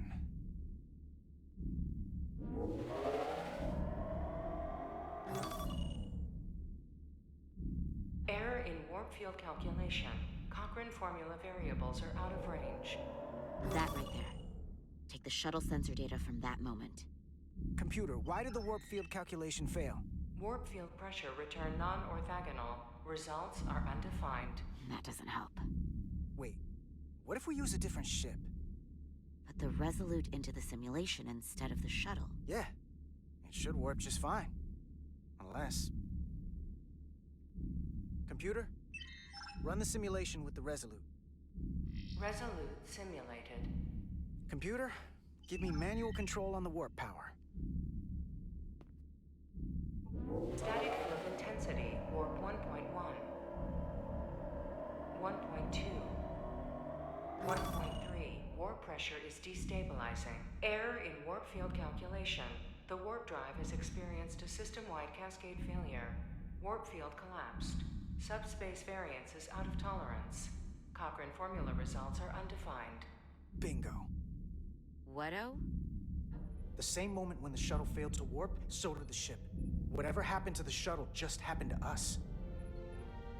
The Resolute will not sustain warp. We can't leave Hotari space.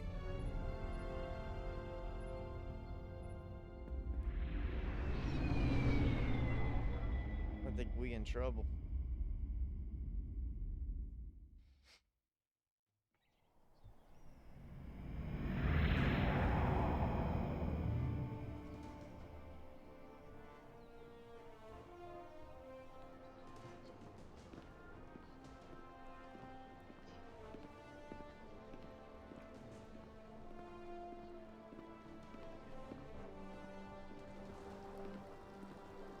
Ambassador Spock, Captain Solano.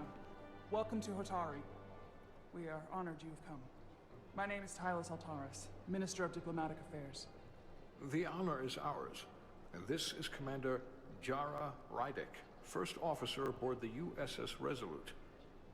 You'll find she has a keen mind, and unique insight into the dynamics between the Hotari and the Lydians. We are honored to be here, as representatives of the Federation. I'm so glad. These must be the representatives of the mighty Federation. The reigning authority in the galaxy. Or so we've been led to believe. Whether that's true or not remains to be seen. But, either way, we're grateful you've made the time to come to our little corner of the universe. And you are? This is Galvin, and this is Citron, the heroes of the revolt in the mines.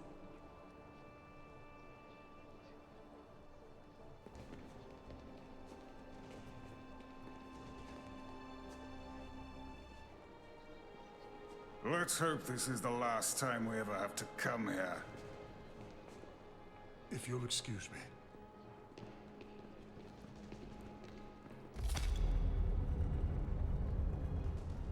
I think we're about to begin. Did you hear the arrogance from that guy? I don't know what we're walking into here. But that guy was something. That may be true. But let's keep an open mind going into the negotiations. Hopefully he's just one voice amongst many. Then let's hope he's the outlier. The Hotari have invited us as their guests, so we must show them the proper respect.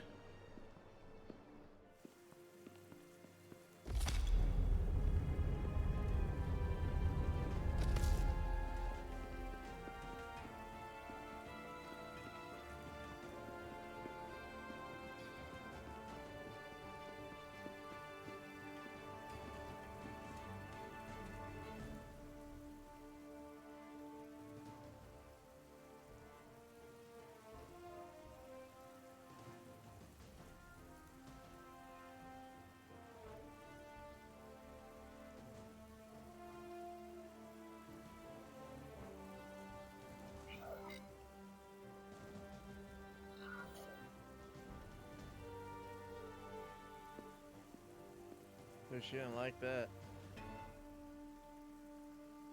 Ambassador Spock, welcome to Holtari Prime. The honor is mine, Your Majesty. That the Federation would send one of their most respected representatives is not only an honor to the Hotari people and their queen, but a recognition of our stature and importance. Let's get on with it, shall we? With all due respect to the Federation and their ambassador, they have no authority here. We are not members of their alliance. We are not subject to their rule, nor yours. We demand the immediate return of all mining operations to Lydian control, as it has been for centuries and will be for centuries more. That has always been our understanding. That understanding has changed. Then you invite war! And if you cannot remain silent, you will be silenced. But his point is well taken. What is the Federation's interest in this matter? Perhaps you would have us trade one oppressor for another? The Federation remains neutral. Our only interest is the peaceful resolution of this conflict. We are here at your request, Your Majesty. For now. I'm trying to keep an open mind here, but it's not easy. I thought they wanted us here. Was there something you wanted to say, Captain? Oh, no. My apologies. And what about the Kobliad? She's not part She can speak for herself, can't she? Then let her.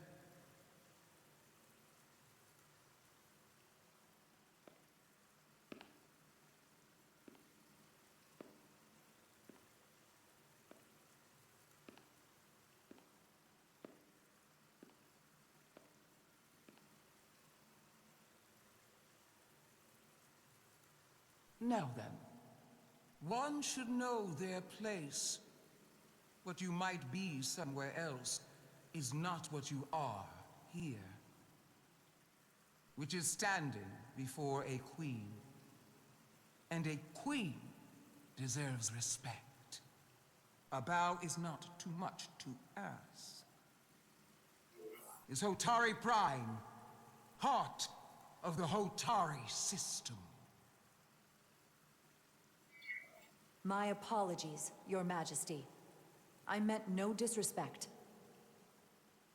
Better. You are Kobliad. Your people suffered brutal treatment at the hands of the Cardassians. Their injustice towards the Kobliad is as unimaginable as it is unforgivable. Not unlike how we have been treated by the Elidians. As much as they'd have you believe they are the victims here, remember it was the Hotari who attacked us. Hundreds of innocent Elidians were slaughtered without mercy in those mines. The blood is on their hands, not ours. Quiet! If after all the Kobliad suffered, you finally had the chance to right that wrong, to get out from under their control, would you take it? Or would you negotiate a peace?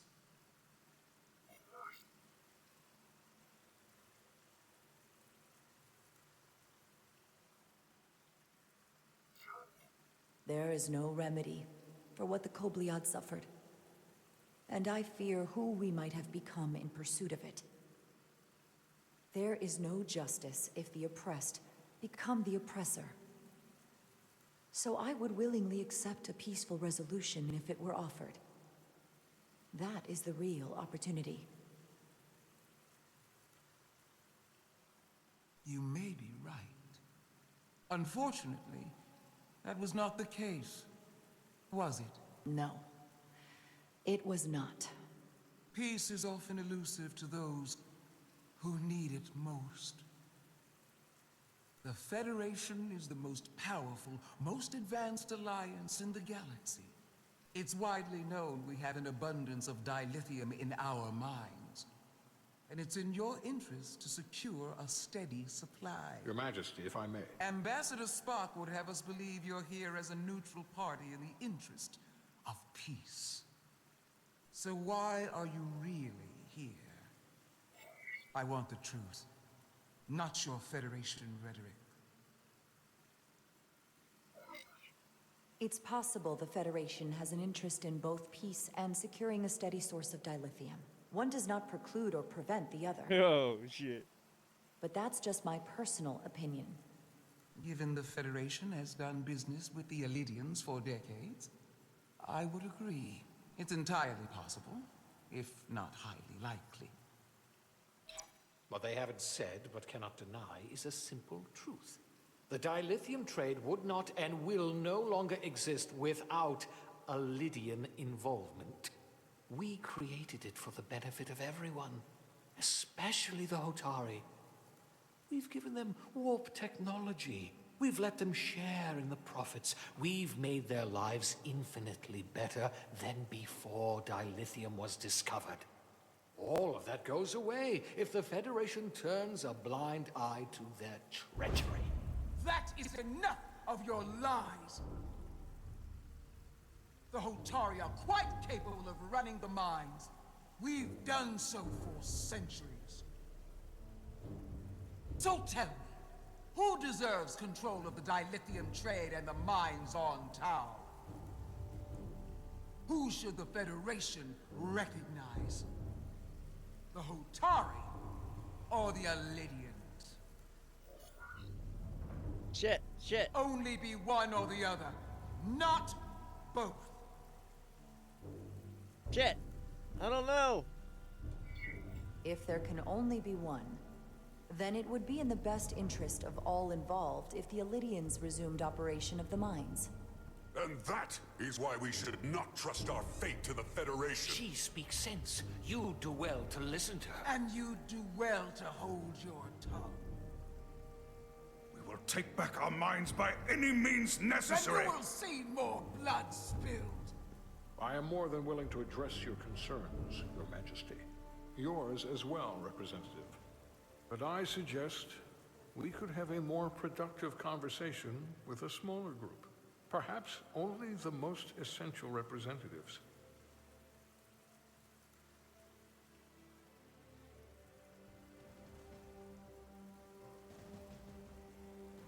I would agree, Ambassador Spock.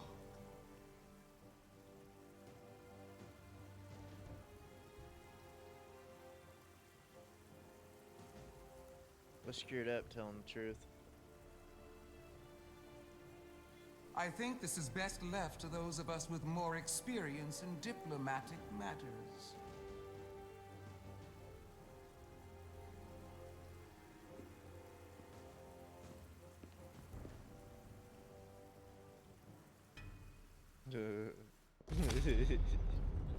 He's not happy with me. Spock and I will cover everything on the diplomatic front. You make nice with the locals and see if you can get some answers. We need to find out why the Hotari are so willing to risk war. What happened to those mines? Alright, which one was the Ataris? The aliens?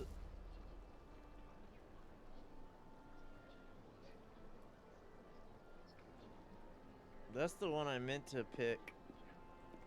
The Atari.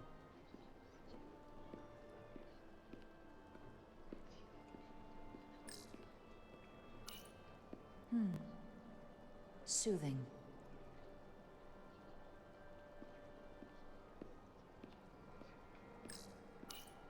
Commander, after hearing so much about the Federation's sense of fairness and justice, I was surprised that you sided with the Illidians. In all honesty, I expected more, especially from someone like you. To be clear, I'm not on either side of this conflict. Our only interest is peace. On the Illidians' terms, apparently. I assume you were there, the day the mines were seized from the Illidians. Not seized. Reclaimed. And restored to their rightful owners. Yes, I was there. We had to be decisive. Before the Illidians could even realize their worst nightmares upon them. Did you have help from someone else? Hotari stands alone against the Illidian forces. We don't need help from anyone. They respect one thing above all else, and that is force. The greater the force, the more certain the outcome. Any talk of making peace is just that, and worth little without the strength to secure it. Which makes me wonder about your ship, the Resolute. Undoubtedly the Federation's finest warship. Ready to contend with anything the Illidians might have in store. Or is that not true? Maybe I've misjudged it. No need to worry. Even in a worst-case scenario, the fleet is always within reach. But it would probably take them quite some time to get here. Maybe. Or we might have other ships in the sector. Of course. Sidron. A pleasure meeting you, Commander. I'm sure we'll cross paths again.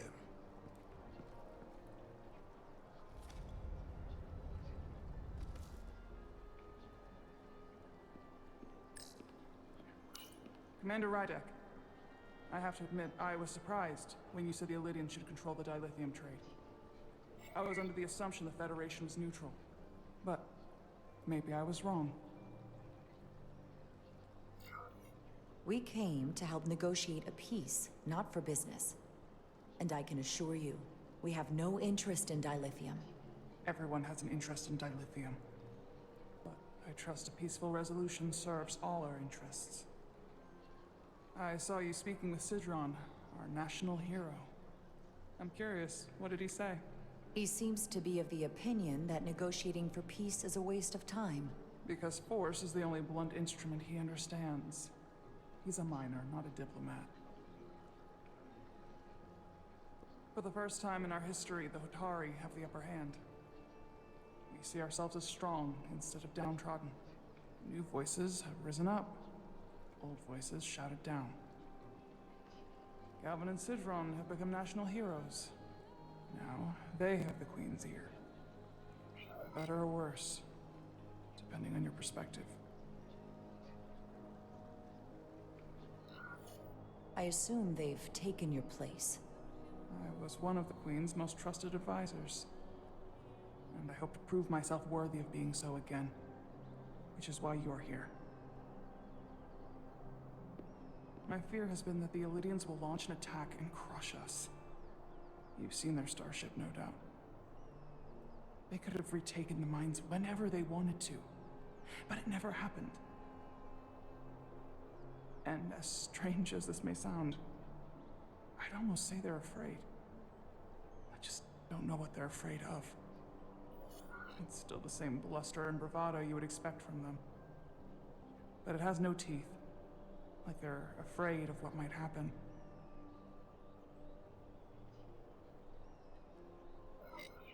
Was it for fear of the repercussions, once the Federation became part of the equation? Possibly. But I almost want to say this was from the very start, before engaging the Federation was even on the table.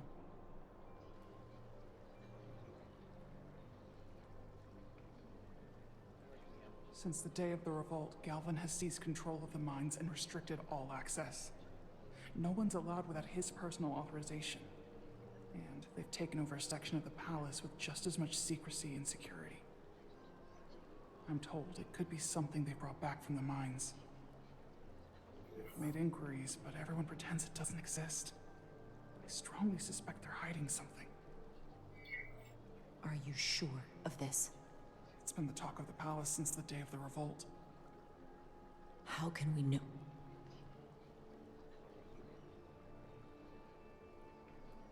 I'd better see what's happening.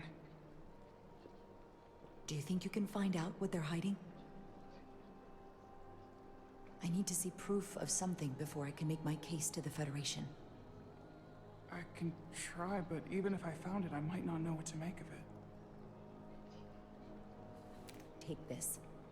You can use it to capture whatever you find, and then send it to me.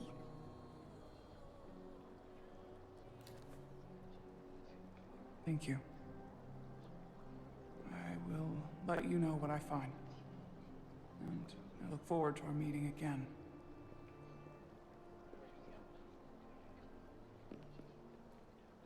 Sorry, I don't mean to bother you, but I couldn't help but notice you were speaking with the Hotari this whole time. I figured it might be useful if I offered another perspective. Of course.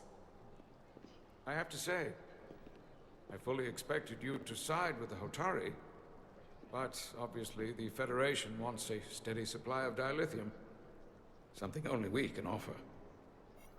Without Illidian involvement, there is no dilithium trade.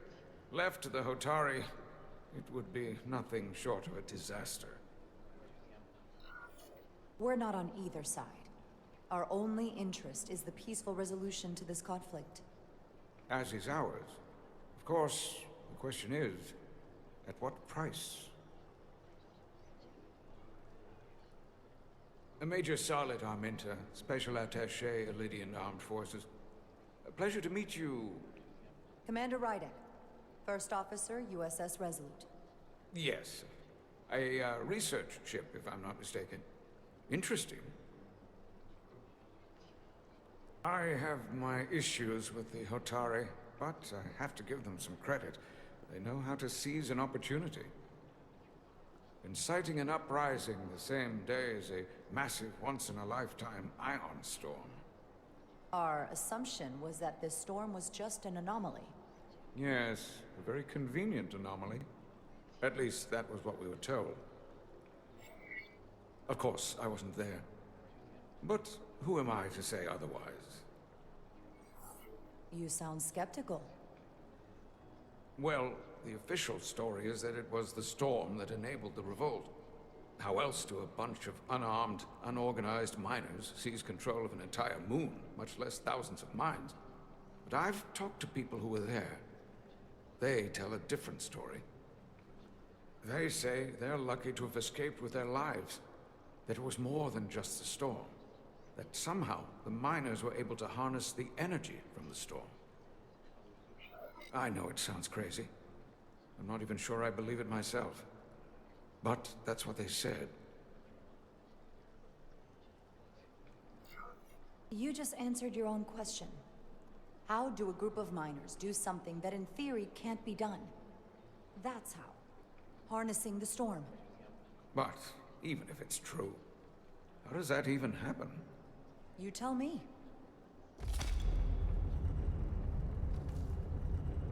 If you'll excuse me, Commander Ryder.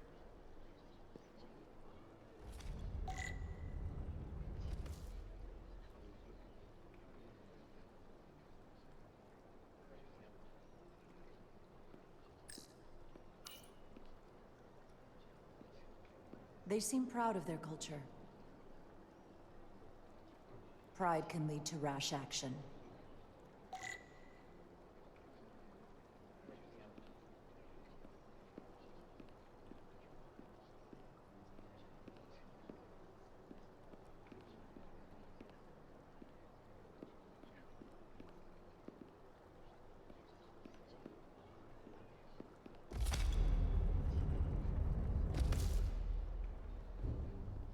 Well, that was a disaster. What happened? The Hotari refused to concede anything, so the Elidians stormed out. The Hotari did not invite us here as peacekeepers. I hope your efforts were more fruitful than ours.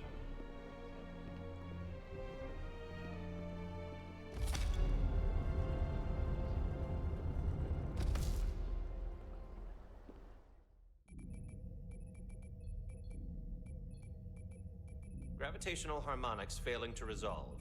Warp bubble stability degrading. Increase output to maximum.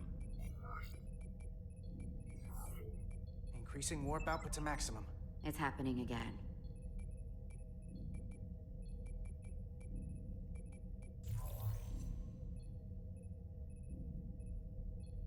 It is evident that presently the Resolute cannot achieve warp propulsion. Since our diagnostics rule out any problems with our warp systems or anything about the ship, the problem appears to be the fabric of space itself. Space itself? You're saying something about this region of space prevents warp travel? Prevents it, or can't sustain it. However improbable, that appears to be the case. We need to know more. Otherwise, it'll be an extended stay in the Hotari system. The storm didn't stop us from leaving space dock and traveling here. But could it still be causing this interference with warp travel? We must follow sound investigatory principles. Do not let an assumed conclusion drive your analysis. Sometimes we need a little inspired thinking, Mr. Chovak. Captain Solano is on his way back from the negotiations, and I want to have some answers for him when he gets here. Indeed. Given the facts at hand, we may be able to deploy subspace probes around the ship to construct a clear picture of the phenomenon. Around the ship. I'll prep a shuttle.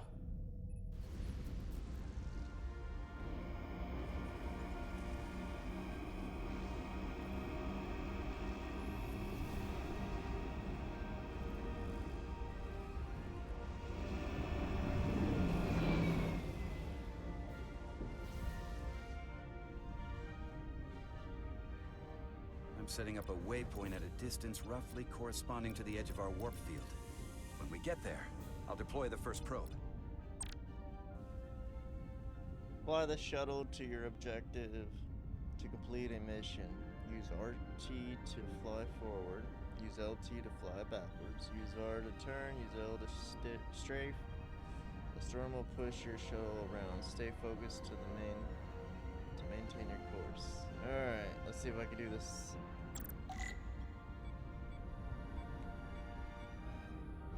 Whoa.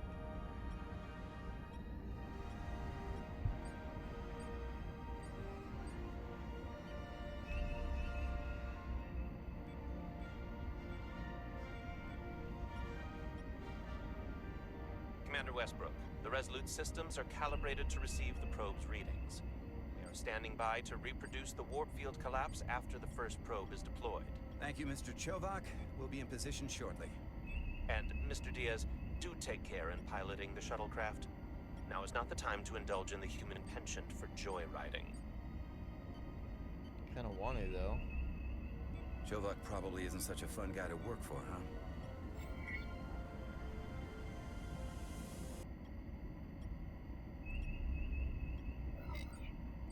Nah, Lieutenant Commander Chovak's not so bad. You know, once you get used to him. And, I've learned a lot working under him. I have a feeling I'm going to have to work harder to be a political animal like you. This new first officer coming aboard.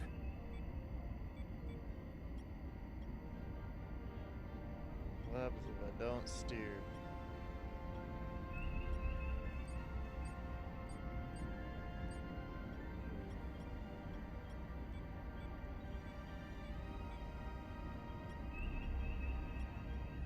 This is far enough.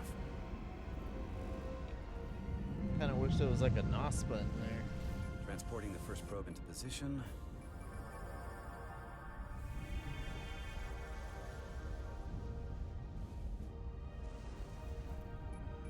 Westbrook here. The first probe is deployed. Understood. We are reading it. We are about to replay the simulation.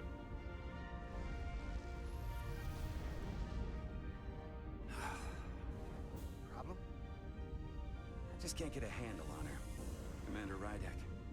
She rejected my plan to use a deflector pulse against the storm surge. But on the other, she did listen to my advice and use the whole polarity trick to get you through that excursion alive. I'm not saying there's anything wrong with the new XO. I'm sure she's a fine officer, even if we don't see eye to eye. But she didn't go through what the rest of us did. You know that. And it's hard to figure out why she'd be the one Solano chose instead of, well, one of us. Well, Captain Solano likes her, and you trust the captain, right? I do. Yeah.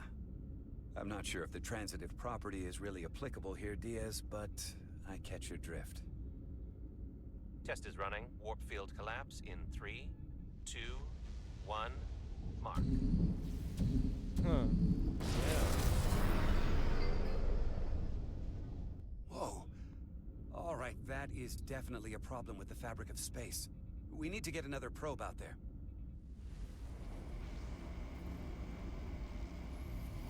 With 2 points of data, the Resolute and the probe, we've managed to get an interference pattern. I'm setting a waypoint to a particularly strong area of interference. We'll deploy the second probe there.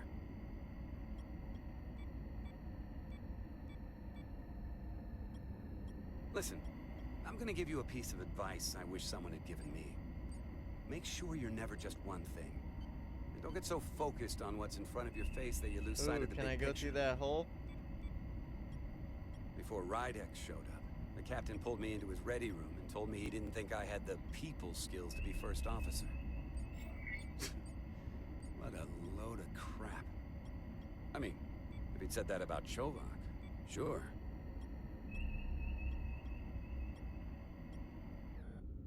Aw.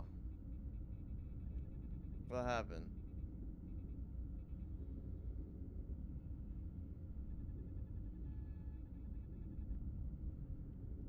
What the heck happened?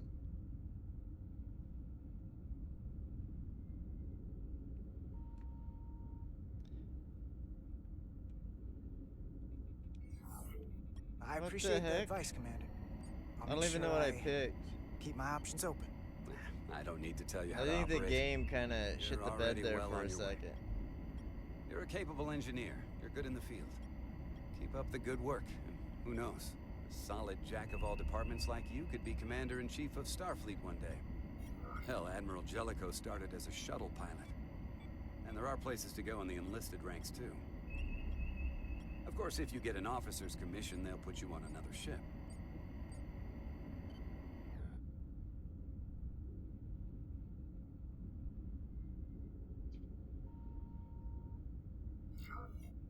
I love it. So put me up for promotion.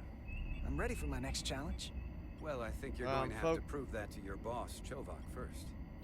He's the one who has to put you Focusing up for so much consideration. on where I'm If I were going, first I'm officer, forgetting to click would be anything. different.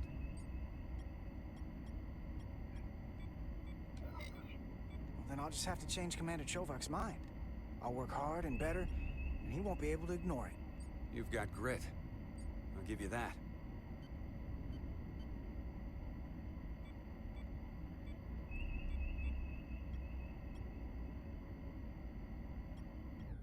Here. This is close enough. Stop the engines. Deploying the probe. Westbrook to Commander Chovak. We're ready for another sampling of data. Very good. Running the simulation again. Warp field collapse in 3, 2, 1. Mark. There it is again. I saw it. It seems to be directional. Well, what about the scans? Anything?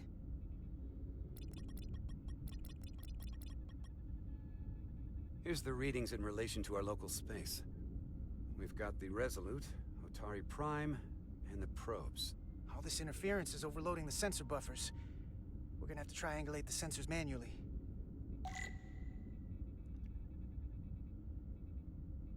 Locate interference peaks. Alright.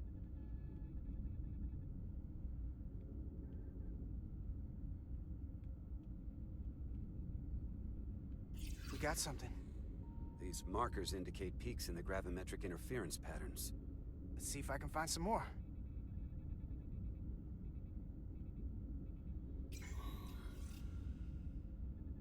Hold up. This is coming from the moon. A beam that blocks warp travel. Aimed right at us. Someone is doing this intentionally. I don't know how they're doing it. This is like nothing I've ever seen. We're under attack and we didn't even know it. We need to stop them. Unplug whatever it is they're hitting us with. Now, look here. It's current readings of the ion storm. These concentrations, they line up with the interference pattern. The storm and this beam, they're coming from the same place. Carter, whatever petty local conflict brought us here, it's just a small part of something much bigger.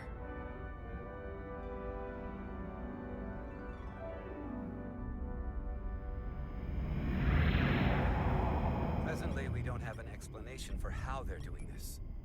One thing is clear. This is no fluke. Thank you, Mr. Westbrook. I want a full briefing when I'm back on board. I think that's gonna be it for part 1. Come back for part 2.